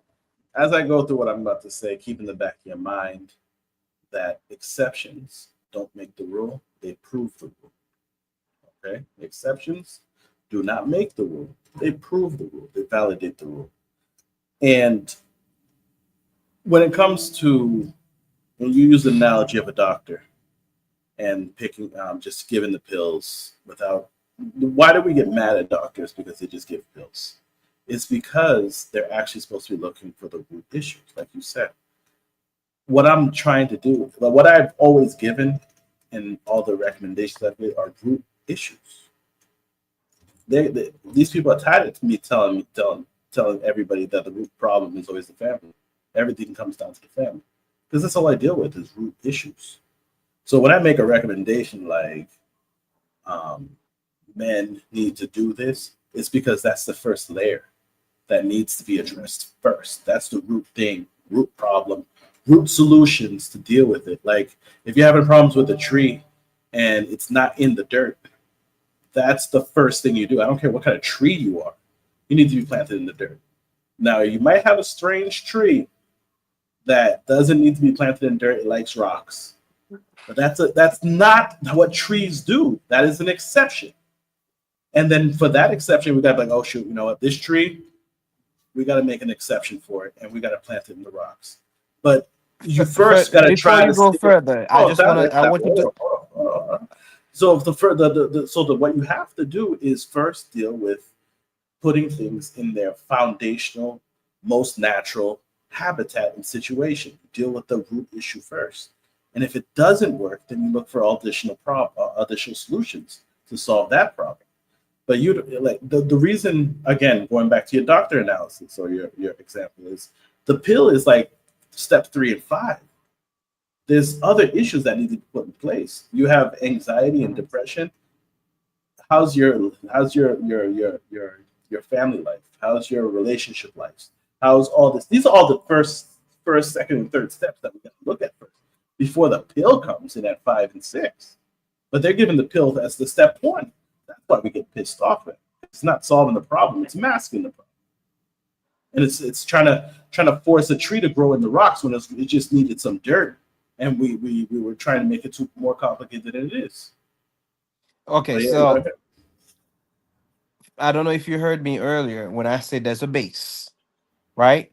There's a base for female and for male. Okay. After you get past that base, maybe I didn't expound more the second time around when I was explaining it. Okay. There's a base for male and female. Once you get past that base, we are not dealing with an individual.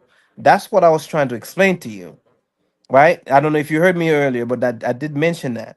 So that's why I said, okay, so once we get past that base, now what? Are we gonna all treat them because well they're all male and they dealing with that mental health issues and we're gonna deal with them the same way? Or are we gonna be like, okay, even though he's a male, we already get past that base, are we gonna treat him as an individual now? You see where I'm coming from? No, I hear you. Because not everybody has the same issues. Not guess what? I'm gonna tell you this. A man who was molested as a kid and another man that was molested as a kid may not have the same base issues that give them anxiety and depression. Do you see where I'm coming from? Can I answer? Because it acts on them differently. They see it differently. Okay? Some of them might see it a way for them to thrive and do better, while the other one still dwelling in that same mindset and then never got past it. Right? And guess what? Both might be wrong. Both might be wrong. Because guess what? Just because you use this to thrive, that usually means that you never got to deal with it. Right? It's still there. And guess what? When that problem comes back and surface, it might be even worse. So that's why I'm bringing this up. It's just like I think once we get past that base, we need to address the person as an individual. But again, I'm not a doctor. Okay, I don't know anything about mental health issues per se. I've dealt with my own depression, and I know that for a fact that my depression is very different from how other people see depressions. Okay, I don't dwell on my depression. I'm like, okay, there you go. That it's time for me to step out of it. That's it. That's just how I deal with depression. I'm like, okay, I'm gonna leave you there in this room, and I'm gonna go to the other room because I think I gave you enough time. That's just me. Again, different for each individual. That's just how I see it. Now, I agree with what you're saying, but what I guess is missing from the explanation is that even in situations like the example, a man getting molested kind of reacts two different ways. It doesn't necessarily mean the approach to dealing with it is different,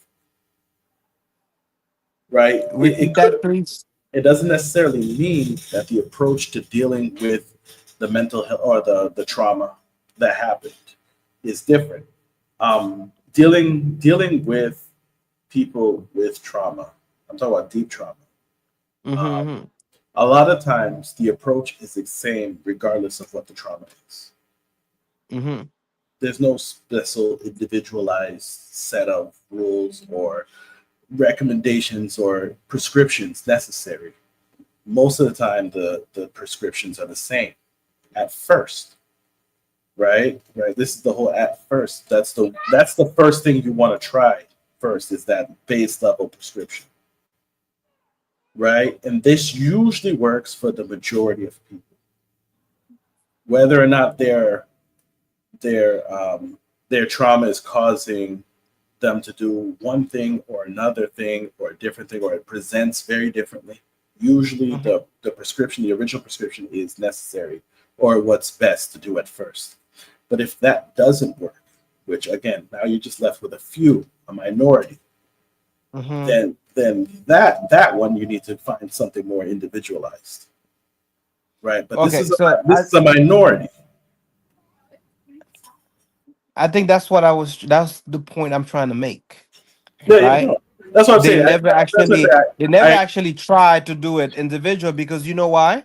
Like for example, this is outside of what we're talking about. Is that you take things like stem cells, right?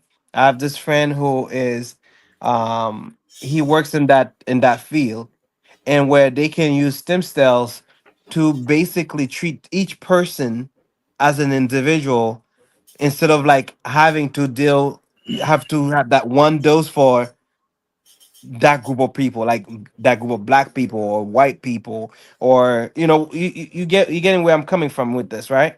yeah. So that's what I'm saying. I feel like maybe they feel like there's too much work to be put into this because guess what? Imagine you have to deal with each patient individually to assess them for you to find that root of problems to cure, not to treat, but to cure that person. Again, I don't know if anybody ever successfully cure mental illness, All I've ever heard is that they treated it.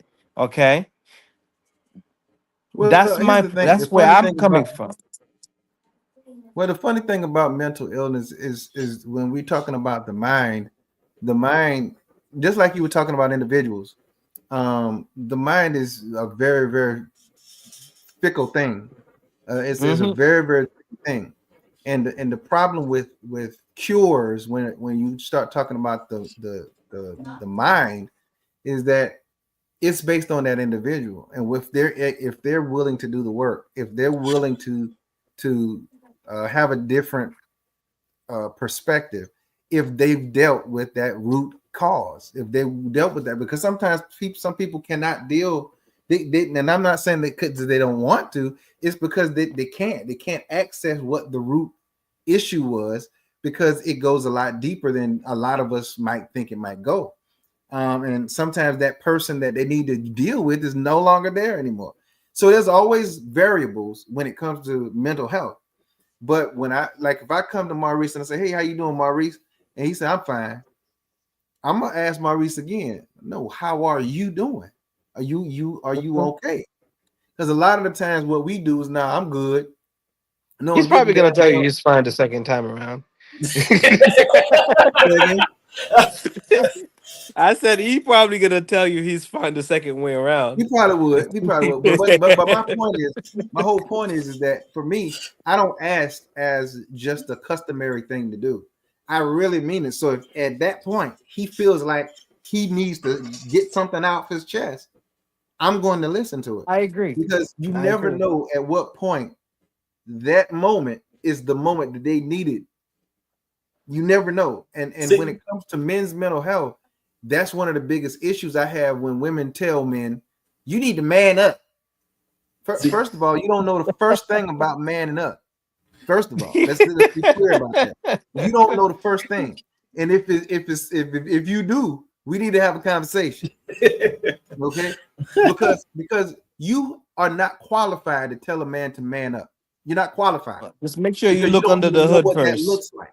You don't know what that looks like. You don't know what that feels like. You have no clue. Men go out into the world and go to war every day. Some less war than others, but men go out and handle things, a lot of things that a woman will never know nothing about. Because your job is to come and bring her solutions. Your job is to fix it. Your job is to handle it. So if we're always whining about everything, we'll be whining about a whole lot of stuff. So a lot of the stuff we internalize, we keep to ourselves, we figure it out. And a lot of the times women, they don't see where the work. the things that they say to us affects us in such a way, because a woman's mouth is a weapon. And Good it's a blessing too. But anyway, it's a weapon. All right. But my whole point is that You nasty, that dude. woman, I heard that. no.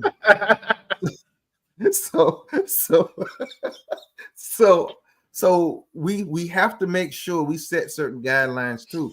We have to make sure that person is a person we can sit there and say, listen, I'm sitting here trying to talk to you, because I'm not a very expressive man, but when I'm trying to talk to you, I would appreciate it if you zipped it and listen. You got two ears and one mouth for a reason. When I come to you and I'm trying to be transparent with you, it would be very appreciated if you would just listen to me. Okay. So you can understand what's going on. I don't need you to solve anything. I just need you to listen. That's all I need you to do. Can you handle that? Because if you do not put those 10 toes down when the first time she does that, it's going to be a problem subsequently. And you're not going to be able to fully let go of some of the stuff you need to be able to let go. And I don't think a lot of men have safe spaces to let these things go. They don't have groups of guys that they can come to and have these conversations with without being clowned or something like that. It's very important to man's mental health to be able to have that outlet. It's not up to, and I'm gonna tell you, we can't rely on those that we think that we look up to all the time, because a lot of the times they haven't dealt with their own traumas and their own issues. You understand? So a lot of the times you have to observe relationships and people and what they're consistent with. Because if they're consistent with handling things in a very, very good way, then that's the person you might want to go to and throw one of those little questions out to see how they handle that. Because if they handle that well, that might be a person that you might be able to go to have a real conversation with. Yeah. So Here's something you might not agree with. Just 1 second. This is 1 second. I've been holding this, man. I'm feeling Go constipated. ahead. I'll let you because I don't want you to lose it. Mine is fresh. All right. So towards the end of what you were saying, I'm totally down with. But in the beginning, I think that whole like when you start talking about like safe spacings and about safe spaces. Oh, okay.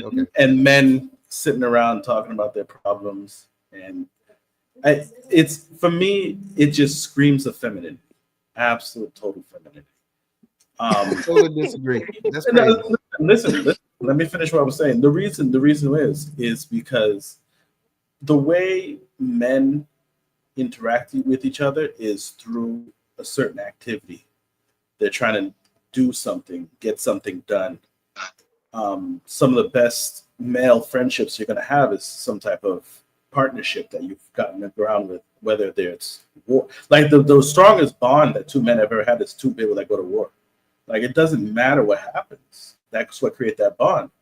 Now, if I need to talk to somebody, I'm going to talk to somebody that I've been through shit with. Okay. That's the person I'm going to have a conversation with. Okay. And so this just men getting together to talk for the sake of men getting together to talk, extremely feminine. I disagree partly. Let me finish. Totally disagree. Let me finish. We listening. I remember I was constipated. Let me let it out. Yeah.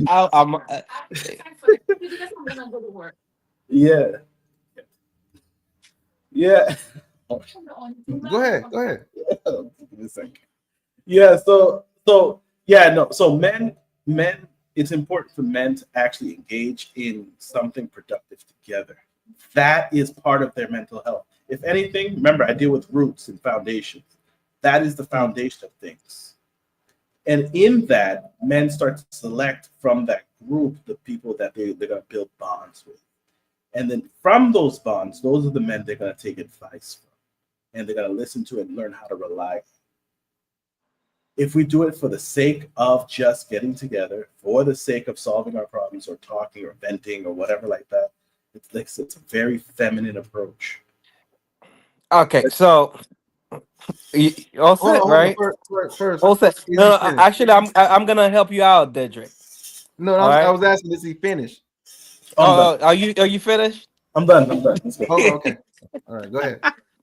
Okay, so I disagree partly because there's one thing you said here. I agree. You said the person you're gonna bond with is someone you went through shit with, right? Your word. Mm-hmm. Your partner, okay, wife or girlfriend that you've been with for a long time is someone you've been through shit with. Would you agree? I'm talking about men. Remember? No. I'm just saying. This is the context. Men. Do you agree? Yeah, men. That's what I said. Yeah. Not men. That's what I'm saying. So no. I'm just saying like your significant other. I disagree. That you've been with for many years. I disagree. Is somebody you've been through shit with? I disagree. Yes? I disagree that's why. Why do you disagree? Because I'm talking about men. I'm not talking about women. Women operate on a different system. The reason I'm saying this is because there are conversations that we can have with our male friends, and there are conversations that we can have with our female friends. Mm-hmm. Right? So there is such a thing as being too masculine. Okay? There is such a thing, because I'm not saying that, oh yeah, we're not man, we can't do this. Yeah, all of these things I agree with you. All I'm saying is that, we're going back to what Dedrick said, balance, right? There ought to be balance, because the reason I'm saying this is because at some point in your life, you're going to have to deal with females. You're gonna have to. You don't have a choice. And you know I'm right. You're gonna have to deal with some females in your life. And that's where the balance comes in. Okay, Okay? can I? Because guess what? Yeah, I know. I know. It hurts. It hurts. It hurts. I know. I know it hurts. But guess what? Because we have to deal with the opposite sex, so we have to find that balance. Even though we're gonna be okay, even though we're gonna be men, right? I can be men with you. I can be men with Dedrick, right? But guess what? When it comes down to talking to a woman, you can't have that same energy. Are we You talking about can't. women? Can I like? No, no, no. I need a I'm veto. just saying because the thing Dedrick, is, Dedrick, Dedrick. I I need a had to. I veto. had to. What did I mention anything about women? No, you did No, not. but he keeps on throwing women in my face, bro. I said I don't want women. Okay. For this part of the conversation, I am wholly gay. But this is part of this conversation, okay? Okay. I just want to deal with men. When we're going to Okay. deal with women, we're going to deal with women. But right now, we deal with men. And so all this talk Okay. about So dirty for women. the main part, okay, for the main part, because of the reality of the world that we're living in now, we still have to find that balance. Nobody's saying you don't. I'm not saying that. But And I'm talking about men. There's no women involved in this conversation. I'm talking about men.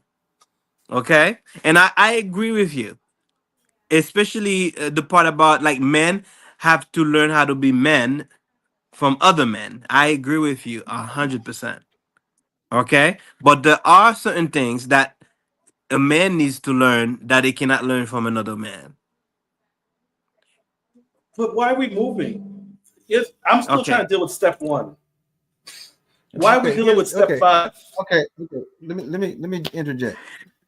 I even forgot So my thought. I was just addressing what you said, but I forgot my thought. Well, okay, go okay, ahead. so here's the thing. Can The I just reason why address the I balance thing? disagree with you is because when we're talking about communication, we have to talk about communication.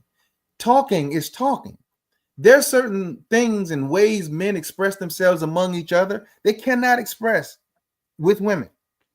So when I say a group of guys getting together to talk, that's exactly what I mean. This is the lion's den. We talking man talk up in this piece. We're not talking Right. about we're not talking about something that even involves, well, a lot of times man talk and does involve women, but sometimes it does involve how we feel as men. A woman can't Agreed. relate to that. So we talk to other men about man stuff. So we can't go sit. What's the problem with having communication with other men about subjects that we can relate to as men? There's certain things we can talk to about when it comes to men and man stuff. We can't relate to and talk to with other women about that stuff. So we go to each other to talk to that stuff about, especially when you got a brotherhood where you can express yourself that way. There's nothing feminine about that. You know what I'm saying? Nothing whatsoever. Now, when women get together, you talk, women gossip and they do their little woman thing. We don't do stuff like that. We get together, we talk about man stuff. So that's stuff we can't talk to women about. So we go to people that we feel like we can trust with that information and we talk to them about. That's it. We have a communication about brotherhood type stuff. There's nothing feminine about that, bro. We're talking about communication. Communication isn't gender specific. Now, you understand my criticism is that it's feminine, not that it's negative. No, I didn't. You didn't hear me say nothing about negative. I know. addressed I feminine- just wanted to clarify that just in case there was any type of confusion. No, I addressed. I'm what saying you it's said feminine. that was feminine. That's why I I said said it's feminine. So yeah. So now I'm saying a more masculine approach is what I had described earlier. Okay, it would achieve the same results, but I think it would actually onboard a lot more men. Because let me address the whole balance thing. Because obviously you guys are looking at me like this dude is unbalanced. Let me address the whole balance thing. I do believe that men and women both need a balance of masculinity. But just like you need to balance yourself on a bike. You can't just hop into the middle. You got to pick a side and climb onto the bike. There's a point where your feet are on the ground and they're on the ground on one side of the bike. And at that point in time, when you're starting, you have to start off unbalanced in order to find your balance. This is all I've been talking about, was where men need to focus and start on. I've always been talking about step one, the first step, the foundation. Everybody likes skipping that because all they want to talk about is how do I get riding on the bike? How do I get down the street at 70 miles per hour? That's fine. We want to get there. That's fine. But we're not even learning how to get on the bike. We're on the bike left-sided, going to 70 miles per hour, and we wonder why we keep falling off. That's what's happening to a lot of men. They're going down the street 70 miles per hour, and they keep falling off. They don't know why. Because they never learned how to get on the bike appropriately the first time. That's the biggest mistake or the issue that I've been seeing consistently amongst men in society. So you have to be unbalanced to start. Everything I've talked about was always about kids, upbringing, approach, but then eventually you need to add in the other side, the other pedal, the other side of the balance, which is the femininity, which is important for men to have, but not until you have a stability in masculinity. I'm not saying that I disagree,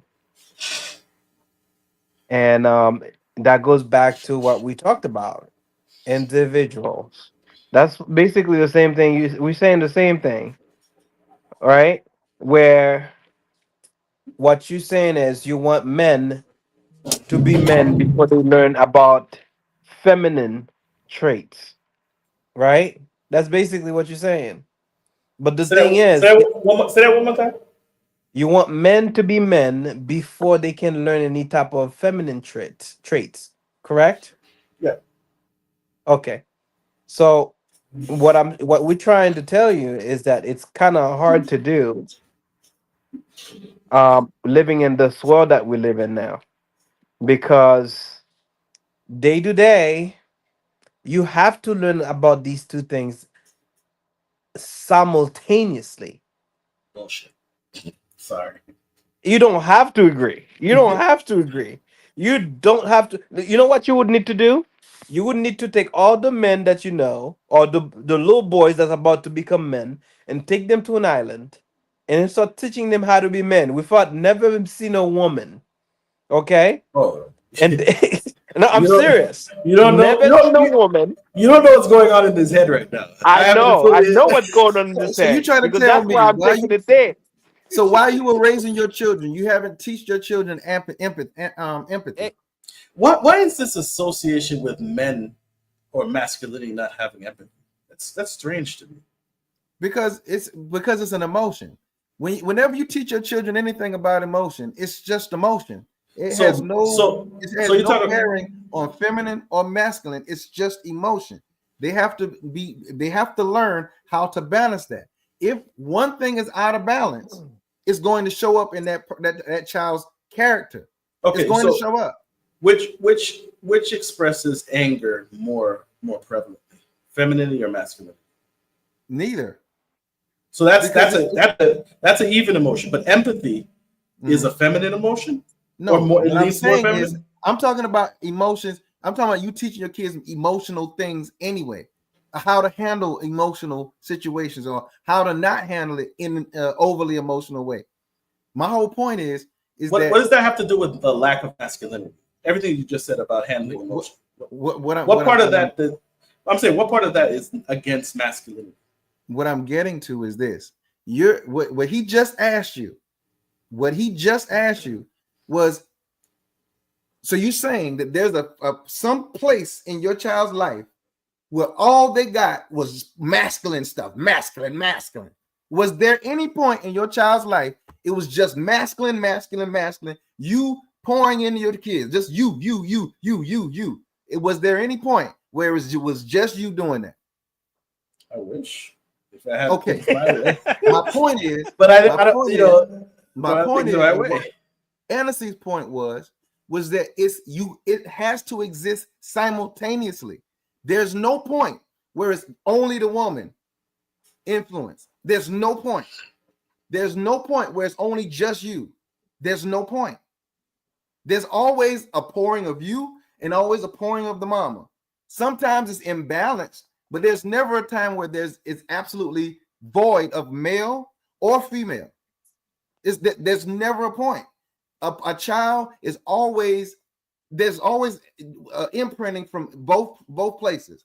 It may not be even amounts, but he's getting it he's getting it just the same. He's getting it. He's getting it from a male situation and a female situation. So there's never going to be a point to where a boy child is learning just from the daddy, or just from a man. You're validating my example of these men. No, I'm really not. I think Hold on. We need an island like I didn't even say the example yet. Okay. You're validating my example of men going down the highway at 70 miles per hour and don't know how to balance themselves on a bike. Because we're not talking about bikes. We're talking about men and women. Come on now. But because you're killing me with these analogies. I know what you're talking about. I'm sorry. But break it down. I'm sorry. That's the way I speak. I speak in metaphors, parables, and analogies. That's always. I get it. I get. But I got it. Yeah, I know what like you're saying. two of them at me today. In layman's terms, because remember, we may not be the only people watching this. All right. Let me see if I can make it as plain as possible. My issue is we have men in this current society that don't know their left shoe. I can't help it. They basically don't know their masculinity from their feminine. They don't know how to balance between the two appropriately, right? Because they've been inducted and drenched with both of them at the same time at all times. So essentially they don't know how to balance between the two to operate appropriately in life. What I'm saying is, in order to build this appropriately, it is more ideal to have men, boys, build on masculinity first, build that foundation, and then be introduced to femininity later, as much as possible. Because our current problem in our society is men don't know how to balance between the two. There's no distinction for them. Is that plain? You explained it plainly, but again, that balance requires both sides. You can't have balance without both sides. Did I say that it? Remember, I'm talking about the process. I'm not talking about the end result. You're still talking about the end result, where there's a balance of femininity and masculinity. I agree. But it takes a process. You can't just, it's the same problem they had with teaching kids how to read. I don't know if you had kids in a certain age, but when they've been recently, with the way they teach kids how to read, it's this whole word nonsense, where they give them a whole word and they got to read the whole word all at once, and they just got to recognize the word. Because they're looking at the conclusion of what they want. When me and y'all learned how to read, we learned phonics. They were like, when you put this two together, we learned how to sound out words and eventually build on it. There was a process. Yeah, I remember. Yeah. Right. So the process I'm talking about, those phonics and those letters and the ABCs, that's masculinity. That needs to be put in place first. And then, yes, eventually we don't want them sounding out words for the rest of their lives. Because you sound like a caveman, right? Me man, me strong, da, da, da, da. I don't talk, da, da. Right? Yeah, I know. It's horrible.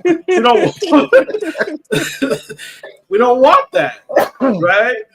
But that's the basics of whatever it is that we got to build in order to get the balance that we're looking for. Okay, so there's a certain level of sophistication in that balance.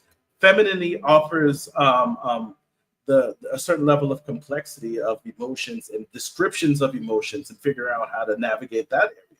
There's a lot of beauty in femininity. But if you start there, or if you introduce that too early, it causes problems. So what you're saying is, in addition to re-education, you adding restructure. Okay. You're just restructuring everything that we know from human evolution. No, that is human evolution. Listen, the so that's what you're doing. You just restructure the whole thing. That's what it is. Yes, it is. No.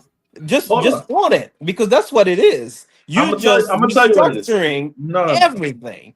I'm gonna tell you what it Okay, is. I'm no, no, I'm turning the clock back to how we used to do things. Is what you're not understanding. is that The how way we used to do it? Because the way we I'm not okay as educated as you are, okay. so I'm gonna you're let you gonna know. have to Let me let educate you me know. on that Let me let you part. know. Because I The don't way the remember a time where they used to do that. I know no that they had school for men and they had yeah school for women. I yeah understand that part, but I've never seen it where the men never encounter another sex where what are you I'm they not have to did I say anything about find the becoming monks? balance.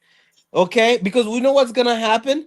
Have you seen you know Wonder Woman, right? Uh-huh. Wonder Woman. Wonder Woman. Yeah, She was in an island filled with other women. yeah. When it comes for her to deal with other men, she even know how to control that. Now, let's switch the scripture here, okay? Where the script here, where we're gonna put it as the men now in an island like Temascara, but it's for men, okay? And then they I'm not. all men, they do me, okay?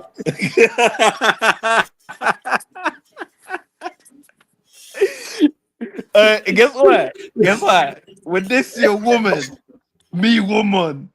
Oh, I'll take you to the cave now. Oh. This is an island of cookie monsters. You know what I'm saying?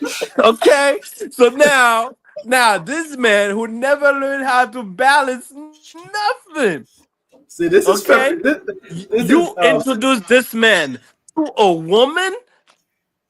this is feminist That's propaganda. disaster. That's a recipe for disaster. No, this is Because feminist guess what? propaganda. We Men gotta is stop this. raw power. Men are Yeah, raw yeah, power. We're yeah. violent to the Okay. core.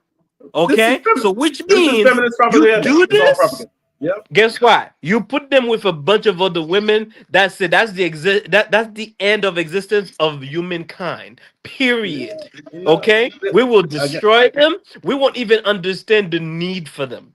Okay? this is Let see, that sink in for a moment. Let that listen. sink in for a moment. Because that's what's gonna This is what happen. I'm saying. Me, This is my yeah. This is Hennessy again. and Cedric.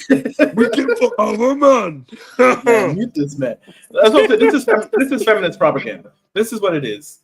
This is why women I've always tried to enter like what was traditionally male spaces because they were afraid that if men got isolated too much, that they would try to dominate and oppress women. This what you're saying is pure feminist propaganda. And nobody's even advocating for that. And we know when men do get together, yes, there's aggression, yes, there's power, but it's also subjugated power. We control each other. Because there The is same. balance, my brother. Because Okay, there so is oh, wait, balance. no, I'm there's just bad. talking raw. I'm talking about men Yeah, that has never encountered women for the beginning okay, of their lives. That's what I'm okay. talking about. Let me start from the beginning and see if I can assuage some of your feminist propaganda fears. Okay, hold on. Not feminist. Hey, hey, I'm not. It's not fear. hey. You just have to make it make sense. Of course, Okay. of course. I, we're The way here it to used to get happen. educated. We Yeah, but let here me. I to haven't gotten to that part understand yet. and I then haven't get gotten to that into part. the root of things. And then Yeah, guess what? And if Dedrick and I were like, oh, this is what my brother's trying to say. We okay, know it's not gonna get there, but we are listening. right. Remember, I'm talking about men and boys. Men and boys. That's what I'm talking. And the way it usually would happen is, child is born. It's a man child. Man child has been born, and therefore, right, that's how it is. And then the man child grows up in the mom's care, and the father, for the most part, doesn't have much say in what's going on. Maybe visit the infant every now and then, but not much. That I mean, I'm sure everybody here has dealt with babies. You look at that thing, you're like, this thing is the most boring thing in the face of the world, right? You don't really want much. I mean, it's lovely to see your child. You're happy to see your child. You're excited about your child. But for the most part, you interacting with that child is hard. Bonding with that child is hard. So ideally, what happened? was once that child got to around the age of 7, the mother would actually hand the child off to the father. And the father would then instruct that child essentially on how to be a man. And that man child is now raised by their father from 7 on until they're a certain age. And then right around, I'm going to say, age of 12, 13, they go through some type of, what's the term? I keep forgetting it. It's like a ritual, coming of age ritual of sorts, and that's when they're considered like a rite of passage. A rite of passage. That's when they're considered that's when they're actually considered a man. After that, they're like 12, 13 years old. But at that point in time, everybody in the community understands, because they actually went through this rite of passage, coming of age, whatever, that now they're a man. Now, this is the level of masculinity that I'm talking about, right?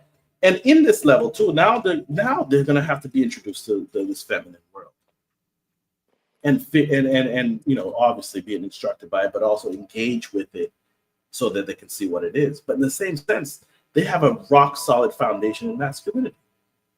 Okay, so can I ask a question? Of course. Based on what you said, so it's a 2-part question. The first part is, would these young men will not be interacting with other female? That's one. If so, how do you plan on doing this? Because I just want to understand how that would work. There's not like no, they're not going to be monks and be completely isolated to the female sex, like not know what the heck it is after 7. There's going to be interactions, but it's going to be extremely limited. They won't be roaming around in the same circles, right? Because you'll have, think about, all right, a kid, I'm trying to make it as modern as possible, but at that time, from 7 to 13, men and boys were all in the same area interacting with each other. When they interacted, they was all usually on their way back when they had to go deal with their family again. And maybe en route passing on the way in public, they'd probably see and deal with women. How we would emulate that in this society would obviously mean something different. But I think the goal and the ideal situation would be to recreate something similar. That's why I'm not a big fan of boys and girls going to the same school. I don't think it's good. I have another question. So I think this is where the empathy part came into play. So how do you suppose to teach young men empathy through that process? That's what I'm trying to figure out. What is non-empathetic about masculinity in men? I'm confused. Well, that's why we're asking you the question. Well, okay, they're teachers. We're not asking what is. We're asking how would you, right? Okay, so you asking question after a question. Okay, this seems to be the issues. Masculinity and empathy. Men learn empathy. Like, Dedrick, do you have boys? Did you have boys? You have boys growing up? Yes, I have a son. All right. How often do they try to wrestle with you and grab you and try to fight with you? Me and my son didn't have that kind of relationship. So really, not even at the youngest age. Yeah, as a toddler, yeah. Yeah, they would just jump on you for no reason. They push up on you, this, that, and the other. My daughter does the same thing. I'm not saying girls don't do it, but boys do it more often. I'm not saying, but this is actually how kids learn empathy. This is psychological. This research on it, you can go read up on it. But rough and tumble play is how children learn empathy. It's not an actual direct lesson. It's not a action of how we kind of externalize and see empathy on a daily basis.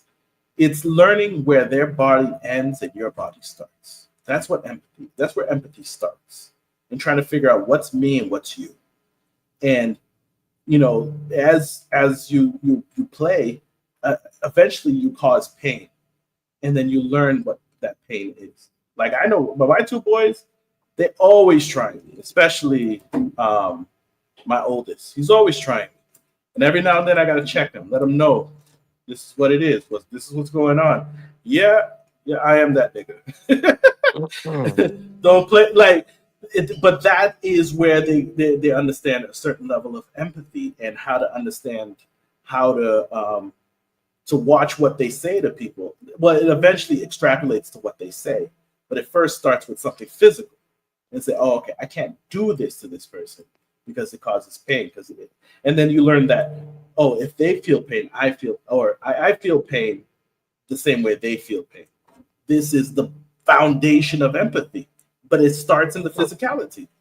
Eventually, it gets extrapolated to words. Oh, when they say things like this to me, I don't like it, so therefore I don't say like things like that to them. This is in the basis of masculinity, in the physicality. I sound less crazy now. No, but that makes sense because men and women, we learn those things differently. You know what I'm saying? Yes. We learn those things differently because you remember when the most little girls, they romanticize certain things that little boys don't. We're not guided in that direction. We're not normally wired that way. So we're just not going to do that. So it's the same thing with empathy. We teach our children, our kids, or our kids in general, empathy in our particular way, so that they understand it in the way that we teach it as we know it as men. So, like he was saying, wrestling was a very good example because hell, if that hurt him, it damn sure gonna hurt me. You know what I'm saying? So we won't do that again because we know it's painful to that person. That is a form of empathy. You see what I'm saying? Because we're feeling what they felt. We didn't have to feel it to know it felt bad. Because when I landed on his thigh muscle with my elbow, oh yeah, that was nice. You know what I'm saying? So yeah. So I don't want that same thing. And guess what? I got thighs too.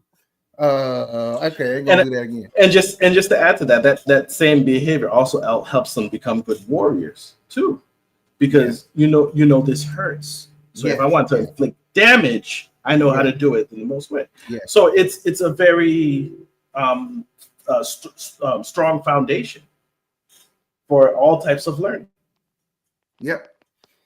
But so yeah. So when you talking about emotions, it's not a male or female thing. However, the amount of emotions isn't very direct impact from or a direct result of whose influence was more there. Because like I was saying earlier in the podcast, was like you can almost always tell when a woman has had more influence on the children as opposed to a man. You can almost always instantly tell because sometimes the little boy kids are always whining and always wanting this and always because the mom was soft on her. The mom don't want to really yell at him because it hurts her feelings. First of all, we don't give a crap about your feelings.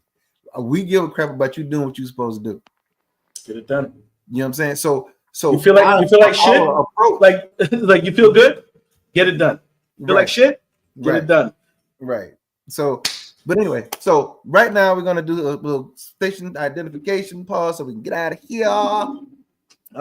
First and foremost, I want to give a shout out to Meet the World Image Solutions for all of your literary services needs. You can go and get your ghostwriting done. You can go get your editing done. If you need some help with publishing, if you want to be a part of an author's network and stuff like that, guys, this is where you need to be. Meet the World Image Solutions and whatnot, because we know everybody got a story on. And the founder of Meet the World Image Solutions is none other than Dr. Rhonda M. Lawson. And you can find her information and her services, merchandise, all that good stuff at her website at www.mtw for Meet the World. It's mtwimagesolutions.com. That's www.mtwimagesolutions.com. Also, we want to give you guys a yummy one. Go to IG at Mr. Craves Cookies. It's a party in your mouth. That's MrCraves Cookies on Instagram. Okay. and the Mr. Craves on TikTok. Check me out and whatnot. They'll be the best cookies you've ever want to try and stuff like that. So and also there's a special promotion going on if you guys are local to the DMV area, or if you want the amount of cookies but you want to have a platter, you can get your platter or just order from me and I'll send it to you. I'll send you if you want them on the platter sent to you. Either way, I have a special platter promotion. My basic, or should I say, my original platter has 3 dozen cookies, 3 different flavors, and you can get that for $75. Only $75. Regular price is $90. This is roughly about 16% off. So I'm doing my platter push. So please grab your platters now. So if you got some events coming up and you don't want cupcakes, you don't really want sheet cake, and you want something absolutely delicious and unique, try my platters and I'll get it to you. Okay. I'm in over six. I have customers in over 28 states. Maybe your state can be an additional one. And I have over 54 different kinds of flavors of cookies, gourmet homemade cookies and bars. Okay. Now, also on stage, we have none other the maestro, the music mix master, my man, the myth, the legend, Maurice. Tell them where they can find you, man. Yeah. Yeah. Come check me out on my YouTube channel. That's Maxi Studio Music, spelled lowercase m-a capital X, lowercase s-i. Studio Music on YouTube. Make sure you check that spelling so I don't say Maxis, Maxi. Make sure to check it. Yeah, come check out my music. Like, subscribe, and comment. I love hearing about it. Good and bad. I don't care. Let me know how you feel. All right. You heard it here first, folks. You heard it here first. You heard it here first. Yes, indeed. Yes, indeed. Anthony, do you have anything you want to share with the people? Yeah. Here it's your boy Annecy, here in Massachusetts. So what we do here is trying to help our young children to be more equipped when it comes to financial literacy. Our nonprofit is called Redeemed Youth Ministry. So basically, we are targeting young children that are coming at age from the age of 6 to the age of 25, equipping them with the things that they need to understand how money works, and basically to do better in the future. So this is in part of my business that I do, which is also helping other people finding fundings and helping them set up their generational wealth through trust and also guidance to building the business from scratch, or if they want to buy a business. So that's also part of it. But this is our part by doing this charity where we help young children. So soon we should have a website for the Redeemed Youth Ministry where you guys can find us. We'll be launching sometimes in December. So keep a lookout for that. All right, y'all. Y'all heard it here first, folks. We got a lot of good stuff going on, and whatnot. Do you? I got a question for you, Annecy. Have you guys been diving into IULs or learning Yes, anything yes, about IUL? yes. Okay, okay. This is in part strategies on how um, to become your own bank. That's one of the strategies. Exactly. Yeah, We you're right. also teach people strategies on how to save on taxes and also strategies on how to save on interest. So my favorite say is about interest is that if you know it, you earn it. If you don't, you pay it. Right? So we teach people about interest and how it works and how it moves.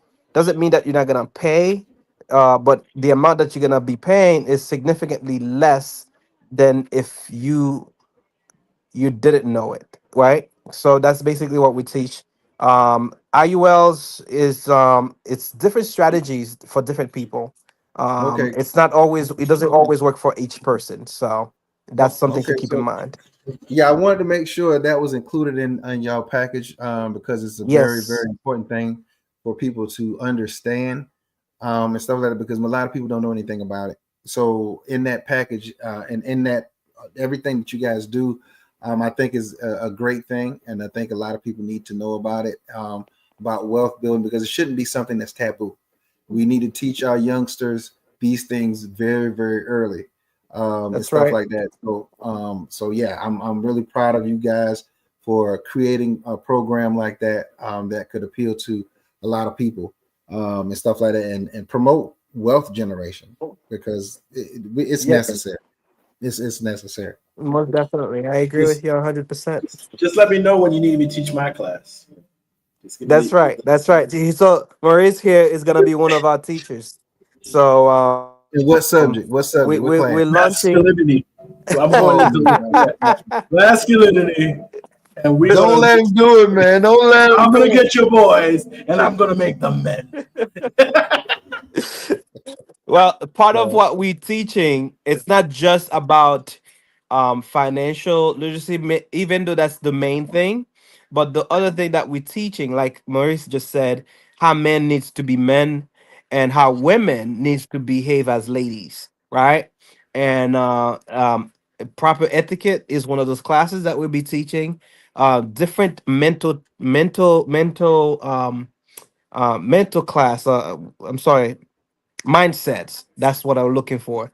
Different mindset. We're gonna teach a mindset class to really help people to, you know, elevate their thinking, right, to a whole different level where it's not the same thing that we know on our daily day-to-day things.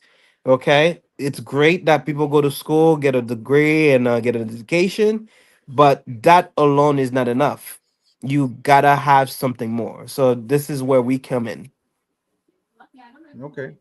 Well, I so appreciate that because there has to be a shift.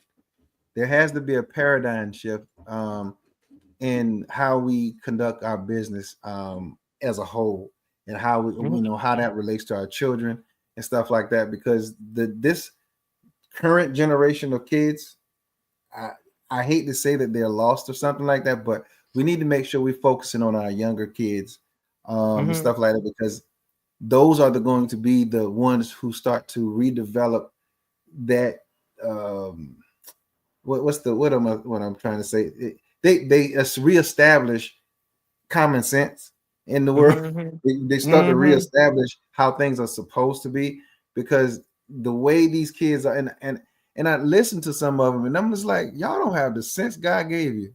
Y'all some idiots. I don't know what the devil like and I hate to say that, but when when they're being asked regular questions that shouldn't take what a split second to answer, and they're babbling. They're literally trying to check their phones for the answer, and I was like, "Are you serious right Yeah, but remember, they don't go to school to learn these things. They go to school now?" because they were told to go to school, right?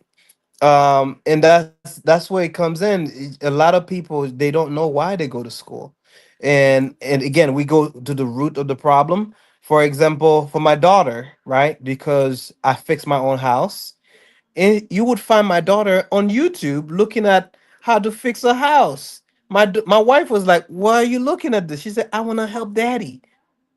Mm, They learn by watching you. So if your kids never seen you do anything progressive in your life, they're not gonna do anything progressive in their lives. Okay, because that's how kids start to learn by watching their parents and how they behave, how they treat one another, right? So that's where this comes in. So which means this is not like this even go even higher, because the reason we're doing this is because we want them to experience that shift, real time, how to behave with other people and how to handle money, and how to maintain it. Not just getting the money, but to maintain it, because you can get money and you can't maintain the money, right? That's different. So those are the things that we'll be teaching. All right, all right. So thank you guys for stopping through to listen to us and all Of our course. babble and stuff like that. Hopefully y'all got something out of it, and whatnot. Join us next week, same time, 8:30 Eastern Standard Time and whatnot. If that time changes, you might know about it. You might not. I don't know. But anyway, so I really want to say I appreciate you guys. Thank you, Maurice. Thank you, Annecy, and whatnot. And so I really appreciate y'all. Y'all have a great night. And we appreciate you too.